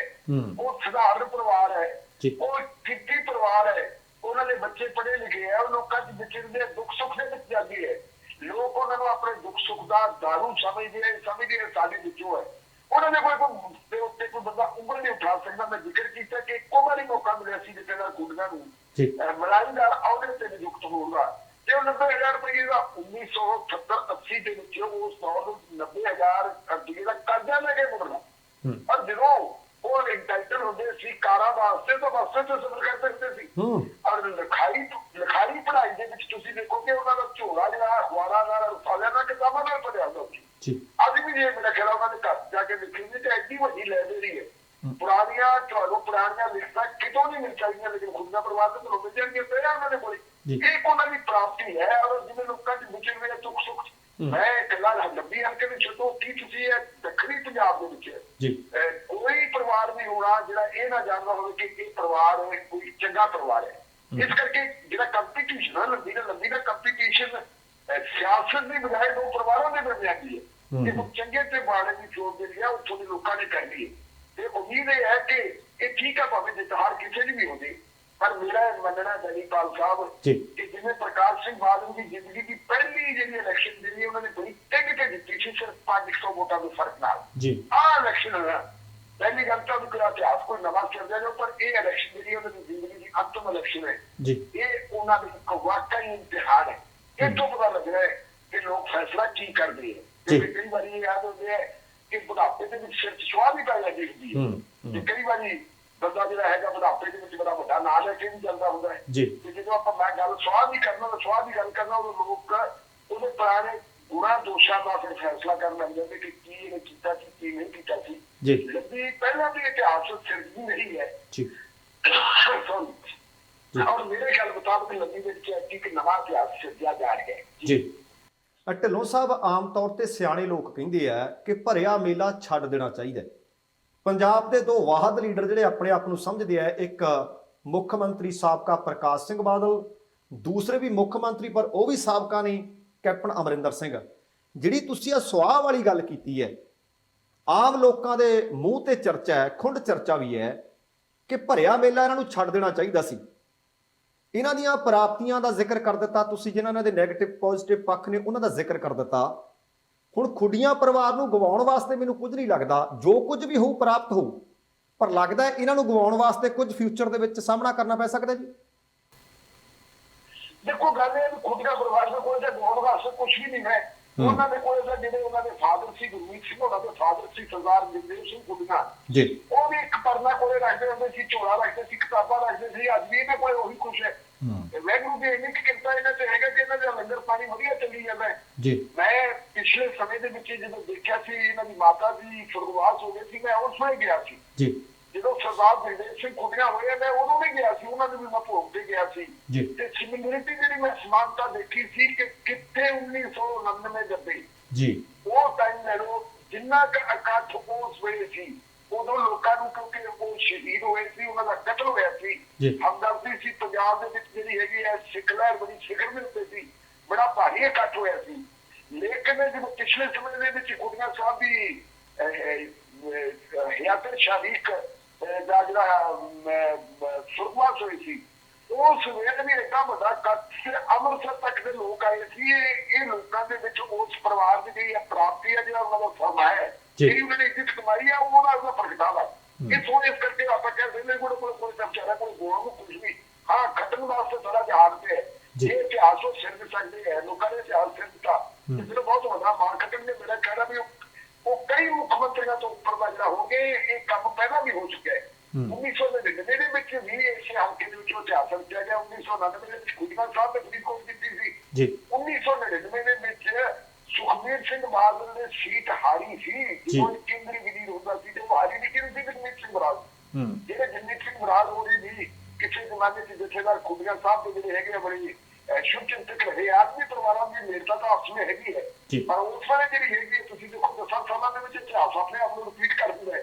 ਤੇ ਹੁਣ ਫਿਰ ਦੇਖੋ ਇਤਿਹਾਸ ਕਿਵੇਂ ਰਿਪੀਟ ਕਰਨ ਨੂੰ ਜਾ ਰਿਹਾ ਹੈ। ਜੀ ਸੋ ਅਖੀਰ ਦੇ ਵਿੱਚ ਜੇਕਰ ਜਿਸ ਤਰ੍ਹਾਂ ਤੁਸੀਂ ਮੁਲਾਂਕਣ ਦੋਵਾਂ ਪਰਿਵਾਰਾਂ ਦਾ ਕੀਤਾ, ਬੜੀ ਖੂਬਸੂਰਤੀ ਦੇ ਨਾਲ ਕੀਤਾ ਹੈ ਕਿ ਲੜਾਈ ਦੇ ਵਿੱਚ ਨਾ ਕਾਂਗਰਸ ਨਾ ਭਾਜਪਾ, ਆਪ ਅਤੇ ਸ਼੍ਰੋਮਣੀ ਅਕਾਲੀ ਦਲ, ਸ਼੍ਰੋਮਣੀ ਅਕਾਲੀ ਦਲ ਦਾ ਸਰਪ੍ਰਸਤ ਨੇ ਉਮਰਦਰਾਜ ਨੇ, ਜਿਸ ਤਰ੍ਹਾਂ ਤੁਸੀਂ ਦੱਸ ਰਹੇ ਹੋ ਕਿ ਡਾਕਟਰਾਂ ਨੇ ਆਖਿਆ ਕਿ ਆਰਾਮ ਦੀ ਸਲਾਹ ਹੈ, ਤੁਹਾਨੂੰ ਇਸ ਚੀਜ਼ ਨੂੰ ਸਲਾਹ ਨੂੰ ਮੱਦੇ ਨਜ਼ਰ ਰੱਖਦਿਆਂ ਆਪਣਾ ਚੋਣ ਪ੍ਰਚਾਰ ਕਰਿਓ। ਹੋ ਸਕਦਾ ਬੀਬਾ ਹਰਸਿਮਰਤ ਕੌਰ ਬਾਦਲ ਉਹਨਾਂ ਦੇ ਬਾਬਤ ਪ੍ਰਚਾਰ ਕਰਨ, ਹੋ ਸਕਦਾ ਸੁਖਬੀਰ ਬਾਦਲ ਵੀ ਦੌਰੇ ਕਰਨ, ਪਰ ਉਹਨਾਂ ਦੀ ਇਸ ਬਿਮਾਰੀ ਦੇ ਕਾਰਨ, ਉਹਨਾਂ ਦੇ ਬਹੁਤਾ ਇਲਾਕੇ ਦੇ ਵਿੱਚ ਆਪਣੇ ਹਲਕੇ ਵਿੱਚ ਵਿਚਰਨ ਦੇ ਨਾ ਕਾਰਨ ਕੋਈ ਅਸਰ ਜ਼ਰੂਰ ਹੋਊਗਾ ਜੀ, ਜਾਂ ਲੋਕ ਉਹਨਾਂ ਦੇ ਨਾਲ ਦਿਲੋਂ ਜਿਹੜੇ ਹੈਗੇ ਆ ਤਾਂ ਜੁੜੇ ਹੋਏ ਆ ਜੀ? ਦੇਖੋ ਅਸਰ ਤਾਂ ਇਹ ਵੀ ਹੈਗਾ ਨਾ ਕਿ ਲੋਕ ਜਿਹੜੀ ਤੁਸੀਂ ਗੱਲ ਕਹੀ, ਤੁਸੀਂ ਸੱਤ ਸਮੁੰਦਰੋਂ ਪਾਰ ਕੈਨੇਡਾ ਦੀ ਧਰਤੀ ਤੋਂ ਜਿਹੜੀ ਗੱਲ ਕਹਿ ਰਹੇ ਹੋ, ਮਹਿਸੂਸ ਕਰ ਰਹੇ ਹੋ, ਹਲਕੇ ਦੇ ਲੋਕ ਵੀ ਇਹ ਮਹਿਸੂਸ ਕਰ ਰਹੇ ਹੈ ਜੀ। ਮੈਂ ਹਲਕੇ ਚ ਗਿਆ, ਬਹੁਤ ਸਾਰੇ ਲੋਕਾਂ ਨਾਲ ਖੜ ਕੇ ਗੱਲਾਂ ਬਾਤਾਂ ਕੀਤੀਆਂ, ਲੋਕ ਵੀ ਕਹਿ ਦਿੰਦੇ ਕਿ ਬਾਦਲ ਸਾਹਿਬ ਦਾ ਇਹ ਟਾਈਮ ਆਰਾਮ ਕਰਨ ਦਾ ਸੀ ਜੀ, ਇਹ ਟਾਈਮ ਉਹਨਾਂ ਦਾ ਮਾਰਾ ਫੇਰਨ ਦਾ ਸੀ, ਭਗਤੀ ਕਰਨ ਦਾ ਟਾਈਮ ਸੀ। ਘਰੇ ਬੈਠ ਕੇ ਲੋਕਾਂ ਨਾਲ ਜਿਹੜੀ ਆਪਣੇ ਜਿਹੜੇ ਆ ਉਹਨਾਂ ਨੂੰ ਵਧੀਆ ਤਰੀਕੇ ਦੇ ਨਾਲ ਆਪਣੀ ਜ਼ਿੰਦਗੀ ਬਸਰ ਕਰਨੀ ਚਾਹੀਦੀ ਸੀ। ਇਸ ਉਮਰ ਦੇ ਵਿੱਚ ਉਹਨਾਂ ਨੂੰ ਗੱਲਾਂ ਦੀ ਖਾਕ ਛੱਤ ਮਿਲਣ ਦੀ ਲੋੜ ਨਹੀਂ ਸੀ, ਇਹ ਲੋਕ ਕਹਿੰਦੇ। ਕਿਉਂਕਿ ਪਿਛਲੇ ਦਿਨਾਂ ਦੇ ਵਿੱਚ ਭਾਵੇਂ ਬਣਾਇਆ ਗਿਆ ਸੀ ਕਿ ਜੀ ਦੇਖੋ ਬਾਦਲ ਸਾਹਿਬ 95 ਸਾਲ ਦੀ ਉਮਰ ਦੇ ਵਿੱਚ ਵੀ ਲੋਕਾਂ ਦੇ ਨਾਲ ਰਾਬਤਾ ਕਾਇਮ ਕਰਦੇ ਹੈ, ਪਰ ਗੱਡੀ ਚਾਰ ਕਰਮਾ ਤੋੜ ਲੈਣੀ, ਫੇਰ ਰੋਕ ਲੈਣੀ, ਹਰ ਘਰ ਦੇ ਬਾਹਰ ਦੇ ਬੂਹਾ ਖੜਕਾਉਣਾ, ਭਾਈ ਐਸਟੀ ਵੋਟਾਂ ਅਕਾਲੀ ਦਲ ਨੂੰ ਪਾਇਓ, ਇਹ ਗੱਲ ਵੀ ਲੋਕਾਂ ਨੂੰ ਕੋਈ ਚੰਗੀ ਨਹੀਂ ਲੱਗੀ। ਔਰ ਉਹਨਾਂ ਨੇ ਖਾਸ ਕਰਕੇ ਉਹਨਾਂ ਨੇ ਕਿਹਾ ਕਿ ਪੁੱਤਰ ਸੇ ਨੂੰ ਵੀ ਚਾਹੀਦਾ ਸੀ ਕਿ ਬਜ਼ੁਰਗ ਦੀ ਸੇਵਾ ਕਰਦੇ। ਆਪਦੀ ਪੋਲੀਟਿਕਸ ਦੀ ਖਾਤਰ ਹੁਣ ਬਜ਼ੁਰਗ ਦੇ ਬੁਢਾਪੇ ਨੂੰ ਇਸ ਤਰ੍ਹਾਂ ਰੋਲਣਾ ਨਹੀਂ ਚਾਹੀਦਾ, ਇਹ ਲੋਕ ਉੱਥੇ ਕਹਿੰਦੇ ਹੈ। ਇਹ ਕਈ ਵਾਰੀ ਮਤਲਬ ਇਹ ਜਿਹੜਾ ਬੰਦਾ 14 ਸਾਲ ਤੱਕ ਇੱਕ ਸੀਟ ਵੱਧ ਆ ਜਾਂਦੀ, ਲੇਕਿਨ ਜਦੋਂ ਲੋਕ ਥੋੜੇ ਸੋਚਣ ਲੱਗ ਜਾਣ ਕਿ ਬਜ਼ੁਰਗ ਨੂੰ ਇਸਤੇਮਾਲ ਕੀਤਾ ਜਾ ਰਿਹਾ, ਜਿਹਨੇ ਸਾਰੀ ਉਮਰ ਆਪਣੇ ਪਰਿਵਾਰ ਵਾਸਤੇ ਕਮਾਇਆ ਹੋਵੇ, ਜਿਹਨੇ ਸਾਰੀ ਕਮਾਈ ਕਰਕੇ ਆਪਣੀ ਔਲਾਦ ਨੂੰ ਦਿੱਤੀ ਹੋਵੇ, ਤੇ ਔਲਾਦ ਨੂੰ ਆਖਰੀ ਸਮੇਂ ਦੇ ਵਿੱਚ ਵੀ ਇਮਤਿਹਾਨ ਦੀਆਂ ਘੜੀਆਂ ਚ ਪਾਵੀ, ਕਈ ਵਾਰੀ ਫਿਰ ਬੰਦੇ ਨੂੰ ਇਮਤਿਹਾਨ ਪੁੱਠਾ ਵੀ ਪੈ ਜਾਂਦਾ ਹੁੰਦਾ, ਔਲਾਦ ਨੂੰ ਵੀ ਪੁੱਠਾ ਪੈ ਜਾਂਦਾ ਹੁੰਦਾ। ਇਹ ਗੱਲਾਂ ਹੈ ਜੀ, ਆਪਣੀ ਜਾਤੀ ਦੇ ਰੂਪ ਮਹਿਸੂਸ ਕਰਦੇ ਇਸ ਤਰ੍ਹਾਂ ਨਹੀਂ ਕਰਨਾ ਚਾਹੀਦਾ। ਬਿਲਕੁਲ ਢਿੱਲੋਂ ਸਾਹਿਬ, ਲਾਈਵ ਪ੍ਰੋਗਰਾਮ ਕਰਦਿਆਂ ਮੈਂ ਉਹ ਤਸਵੀਰਾਂ ਦਰਸ਼ਕਾਂ ਨਾਲ ਸਾਂਝੀਆਂ ਕਰ ਦਿੱਤੀਆਂ। ਦਰਸ਼ਕਾਂ ਦੇ ਕਮੈਂਟ ਇਹ ਆ ਰਹੇ ਸੀ ਕਿ ਜਿਹੜੇ ਬੰਦੇ ਨੂੰ ਦੋ ਬੰਦੇ ਖੜਾ ਕਰਦਿਆ ਚੁੱਕ ਕੇ ਸੁਖਬੀਰ ਬਾਦਲ ਹੋਰਾਂ ਨੂੰ ਸ਼ਰਮ ਆਉਣੀ ਚਾਹੀਦੀ ਹੈ ਕਿ ਉਹਨਾਂ ਨੂੰ ਚੋਣਾਂ 'ਚ ਖੜਾ ਕਰ ਦਿੱਤਾ। ਬਿਲਕੁਲ ਹੂਬਹੂ ਤੁਸੀਂ ਉਸ ਗੱਲ ਦਾ ਜ਼ਿਕਰ ਕੀਤਾ ਹੈ ਕਿ ਲੋਕਾਂ ਦੇ ਵਿੱਚ ਇਸ ਗੱਲ ਦੀ ਚਰਚਾ ਕਿ ਬੰਦੇ ਨੂੰ ਬੁਢਾਪਾ ਨਹੀਂ ਰੋਲਣਾ ਚਾਹੀਦਾ, ਔਲਾਦ ਨੂੰ ਇਸ ਗੱਲ ਦਾ ਖਿਆਲ ਰੱਖਣਾ ਚਾਹੀਦਾ ਸੀ। ਪ੍ਰੋਗਰਾਮ ਦੇ ਅਖੀਰ ਦੇ ਵਿੱਚ ਜਿਹੜੇ ਦਰਸ਼ਕ ਇਸ ਵਕਤ ਵੇਖ ਸੁਣ ਰਹੇ ਨੇ, ਉਹਨਾਂ ਨੂੰ ਲੰਬੀ ਹਲਕੇ ਦੇ ਬਾਬਤ ਕੋਈ ਹੋਰ ਜਾਣਕਾਰੀ ਦਰਸ਼ਕਾਂ ਦੇ ਨਾਲ ਸਾਂਝੀ ਕਰਨੀ ਚਾਹੁੰਦੇ ਹੋ, ਕੀਤੀ ਜਾ ਸਕਦੀ ਹੈ ਜੀ? ਦੇਖੋ ਮੈਂ ਤਾਂ ਇੱਕੋ ਹੀ ਬੇਨਤੀ ਕਰਦਾ ਸਾਰੇ ਦਰਸ਼ਕਾਂ ਦੇ ਨਾਲ, ਇੱਕੋ ਮੇਰਾ, ਕਿਉਂਕਿ ਮੈਂ ਬਹੁਤ ਛੋਟਾ ਆਦਮੀ ਹਾਂ, ਮੈਂ ਕੋਈ ਐਡੀ ਵੱਡੀ ਗੱਲ ਨਹੀਂ, ਮੈਂ ਕੋਈ ਬਹੁਤ ਵੱਡਾ ਪੱਤਰਕਾਰ ਨਹੀਂ, ਜਿੰਨਾ ਕਿ ਮੈਂ ਜਾਣਦਾ ਕਰਦਾ ਹੋਇਆ। ਬਸ ਮੇਰੀ ਤਾਂ ਇੰਨੀ ਕਹਿ ਕਿ ਤੁਸੀਂ ਪੰਜਾਬ ਦੀ ਬਿਹਤਰੀ ਵਾਸਤੇ ਦੁਆਵਾਂ ਕਰੋ ਜੀ। ਜਿਹੜੇ ਸਾਡੇ ਪਰਿਵਾਰ ਦੇ ਵਿੱਚ ਲੋਕ ਬੈਠੇ ਆ, ਸਾਡੇ ਭੈਣ ਭਰਾ ਬੈਠੇ ਆ, ਉਹ ਬੜੇ ਉਤੇਜਿਤ ਹੈ ਜੀ, ਉਹ ਚਾਹੁੰਦੇ ਕਿ ਪੰਜਾਬ ਦੇ ਵਿੱਚ ਕੋਈ ਚੇਂਜ ਹੋਵੇ, ਕਿ ਉਹਨਾਂ ਨੇ ਚੇਂਜ ਕਰਦਾ ਕਈ ਵਾਰੀ ਮਤਲਬ ਜਿਹੜਾ ਹੈਗਾ ਆਪਣਾ ਸਾਰਾ ਕੁਝ ਡਾ ਕੇ ਲਾਇਆ ਉਹਨਾਂ ਨੇ। ਟਾਈਮ ਵੀ ਕੱਢਿਆ, ਬੱਚੇ ਆਉਂਦੇ ਵੀ ਰਹੇ ਆ, ਪੈਸਾ ਵੀ ਲਾਇਆ ਹੈ। ਜੀ। ਉਦੋਂ ਤੁਸੀਂ ਇੰਨੀ ਕੁ ਕੋਸ਼ਿਸ਼ ਕਰੋ ਕਿ ਪਾਰਟੀਆਂ ਨੂੰ ਭਾਵੇਂ ਛੱਡ ਦਿਓ, ਆਪੋ ਆਪਣੇ ਹਲਕਿਆਂ ਦੇ ਵਿੱਚ ਕੈਂਡੀਡੇਟ ਚੰਗਾ ਚੁਣੋ। ਅੱਜ ਦੇ ਜ਼ਮਾਨੇ ਦੇ ਵਿੱਚ ਚੰਗੇ ਲੋਕਾਂ ਦੀ ਲੋੜ ਹੈ, ਜੀ ਕਿਉਂਕਿ ਜੇ ਪਾਰਟੀਆਂ ਕਈ ਵਾਰੀ ਮਾਰੀਆਂ ਵੀ ਹੋਣ ਤਾਂ ਚੰਗੇ ਲੋਕ ਵੀ ਅੱਗੇ ਆ ਜਾਂਦੇ ਆ। ਧਰਮਵੀਰ ਗਾਂਧੀ ਹੋਣੀ ਹੈ, ਜੀ ਧਰਮਵੀਰ ਗਾਂਧੀ ਆਮ ਆਦਮੀ ਪਾਰਟੀ ਦੇ ਵਿੱਚ ਸੀ, ਉਹਨਾਂ ਦੀ ਨਹੀਂ ਬਣੀ, ਬਾਹਰ ਆ ਗਈ। ਲੇਕਿਨ ਅੱਜ ਧਰਮਵੀਰ ਗਾਂਧੀ ਹੋਣੀ ਤੇ ਨਵਜੋਤ ਸਿੱਧੂ ਦੇ ਨਾਲ ਜਾ ਕੇ ਖੜੇ ਆ ਤੇ ਕੱਲ ਉਹਨੇ ਇੱਕੋ ਗੱਲ ਕਹੀ ਹੈ ਕਿ ਮੈਂ ਨਵਜੋਤ ਸਿੱਧੂ ਨਾਲ ਇਸ ਕਰਕੇ ਖੜਾ ਕਿ ਭਾਰਤ ਦੀਆਂ ਸੰਵਿਧਾਨਕ ਸੰਸਥਾਵਾਂ ਦਾ ਜਿਹੜਾ ਭਗਵਾ ਕਰਨਾ ਹੋ ਰਿਹਾ ਹੈ, ਭਾਰਤ ਦਾ ਭਗਵਾ ਕਰਨਾ ਹੋ ਰਿਹਾ ਹੈ, ਇਸ ਮੌਕੇ ਨੂੰ ਬਚਾਉਣ ਦੀ ਲੋੜ ਹੈ। ਜਿਹੜੇ ਚੰਗੇ ਬੰਦੇ ਨੂੰ ਬਾਹਰ ਤਾਕਤਾਂ ਨੇ ਘੇਰਿਆ ਹੋਇਆ ਤੇ ਉਹਨੂੰ ਜਿਤਾਉਣ ਦੀ ਲੋੜ ਹੈ। ਇਸੇ ਕਰਕੇ ਮੇਰੀ ਬੇਨਤੀ ਸਾਰੇ ਸੱਜਣਾਂ ਨੂੰ ਇਹ ਹੈ ਕਿ ਭਰਾਵੋ ਆਪੋ ਆਪਣੇ ਹਲਕਿਆਂ ਦੇ ਵਿੱਚ ਕੈਂਡੀਡੇਟ ਚੰਗਾ ਦੇਖ ਲਓ, ਲੈਸਰੀ ਨੂੰ ਚੁਣ ਲਓ। ਆਪਾਂ ਮੈਂ ਇਹ ਨਹੀਂ ਕਹਿੰਦਾ ਕਿ ਸਾਰੇ ਤੁਹਾਡੇ ਕੋਲ ਚੰਗੇ ਨੇ, ਛੋਟੀ ਬੁਰਾਈ ਆ ਉਹਨੂੰ ਚੁਣ ਲਓ, ਵੱਡੀ ਬੁਰਾਈ ਨੂੰ ਹਟਾਓ। ਸੋ ਢਿੱਲੋਂ ਸਾਹਿਬ, ਤੁਸੀਂ ਆਪਣਾ ਕੀਮਤੀ ਸਮਾਂ ਦਰਸ਼ਕਾਂ ਨੂੰ ਦਿੱਤਾ ਹੈ, ਸਾਡੇ ਨਾਲ ਸਾਂਝਾ ਕੀਤਾ ਹੈ। ਸਾਡੀਆਂ ਸ਼ੁਭ ਇਛਾਵਾਂ ਤੁਹਾਡੇ ਨਾਲ ਨੇ। ਆਉਣ ਵਾਲੇ ਦਿਨਾਂ ਦੇ ਵਿੱਚ ਤੁਹਾਡੇ ਨਾਲ ਫਿਰ ਤੋਂ ਗੱਲਬਾਤ ਕਰਾਂਗੇ। ਮਿਹਰਬਾਨੀ, ਸਤਿ ਸ੍ਰੀ ਅਕਾਲ ਜੀ। ਸ਼ੁਕਰੀਆ ਜੀ, ਮਿਹਰਬਾਨੀ, ਸਤਿਕਾਰ ਨਾਲ, ਅਦਬ ਨਾਲ ਤੁਹਾਡੇ ਸਾਰੇ ਹੀ ਦਰਸ਼ਕਾਂ ਨੂੰ, ਸਰੋਤਿਆਂ ਨੂੰ ਪਿਆਰ ਭਰੀ ਸਤਿ ਸ੍ਰੀ ਅਕਾਲ ਜੀ, ਧੰਨਵਾਦ ਜੀ। ਦੋਸਤੋ, ਇਹ ਸਨ ਸੀਨੀਅਰ ਜਰਨਲਿਸਟ ਬਖਤੌਰ ਢਿੱਲੋਂ ਸਾਹਿਬ, ਜਿਨ੍ਹਾਂ ਨੇ ਲੰਬੀ ਹਲਕੇ ਦੇ ਵਿੱਚ ਅਸਲ ਦੇ ਵਿੱਚ ਉਹ ਕਹਿੰਦੇ ਉਮੀਦਵਾਰ ਨਹੀਂ, ਦੋ ਪਰਿਵਾਰ ਆਮੋ ਸਾਹਮਣੇ ਹੋ ਗਏ ਹੈ। ਇੱਕ ਪਾਸੇ ਸਰਦਾਰ ਪ੍ਰਕਾਸ਼ ਸਿੰਘ ਬਾਦਲ ਹੋਰਾਂ ਦਾ ਪਰਿਵਾਰ ਹੈ, ਦੂਸਰੇ ਪਾਸੇ ਜਥੇਦਾਰ ਗੁਰਮੀਤ ਸਿੰਘ ਖੁੱਡੀਆਂ ਸਾਹਿਬ ਦਾ ਪਰਿਵਾਰ ਹੈ। ਲੋਕਾਂ ਦੇ ਵਿੱਚ ਕੀ ਨੈਗੇਟਿਵ ਜਾ ਰਿਹਾ, ਕੀ ਪੋਜ਼ਿਟਿਵ ਜਾ ਰਿਹਾ, ਤੇ ਲੋਕ ਆਪਣੇ ਉਮੀਦਵਾਰ ਦੀ ਚੋਣ ਕਿਵੇਂ ਕਰਨ। ਉਮੀਦ ਹੈ ਕਿ ਲੰਬੀ ਹਲਕੇ ਦੇ ਜਿਹੜੇ ਵੋਟਰ ਨੇ ਜਾਂ ਕਿਸੇ ਦੇ ਸਪੋਰਟਰ ਨੇ, ਉਹਨਾਂ ਵਾਸਤੇ ਇਹ ਜਾਣਕਾਰੀ ਕਾਫੀ ਪੁਖਤਾ ਹੋ ਸਕਦੀ ਹੈ। ਪ੍ਰੋਗਰਾਮ ਚੰਗਾ ਲੱਗਿਆ ਕਿਰਪਾ ਕਰਕੇ ਲਾਈਕ ਤੇ ਸ਼ੇਅਰ ਕਰ ਦੇਣਾ। ਜੇਕਰ ਹਾਲੇ ਤੱਕ ਤੁਸੀਂ ਆਪਣੇ ਇਸ ਚੈਨਲ ਨੂੰ ਸਬਸਕ੍ਰਾਈਬ ਨਹੀਂ ਕੀਤਾ ਹੋਇਆ ਤਾਂ ਕਿਰਪਾ ਕਰਕੇ ਸਬਸਕ੍ਰਾਈਬ ਕਰਕੇ ਨੋਟੀਫਿਕੇਸ਼ਨ ਵਾਲੀ ਘੰਟੀ ਜ਼ਰੂਰ ਔਨ ਕਰ ਲੈਣੀ। ਤੁਹਾਡੇ ਖਿਆਲ ਇਸ ਮੁਲਾਕਾਤ ਦੇ ਪ੍ਰਤੀ ਕੀ ਨੇ, ਲਿਖਿਓ ਜ਼ਰੂਰ, ਅਸੀਂ ਉਡੀਕ ਕਰਾਂਗੇ। ਸਮਾਂ ਸਮਾਪਤ ਹੈ, ਜਾਣ ਤੋਂ ਪਹਿਲਾਂ ਆਖਾਂਗਾ ਜ਼ਿੰਦਗੀ ਜਿੰਦਾਦਲੀ ਦਾ ਨਾਮ ਹੈ। ਦਵਿੰਦਰ ਸਿੰਘ ਬੈਨੀਪਾਲ ਨੂੰ ਆਗਿਆ ਦਿਓ। ਸਤਿ ਸ਼੍ਰੀ ਅਕਾਲ ਤੇ ਰੱਬ ਰਾਖਾ।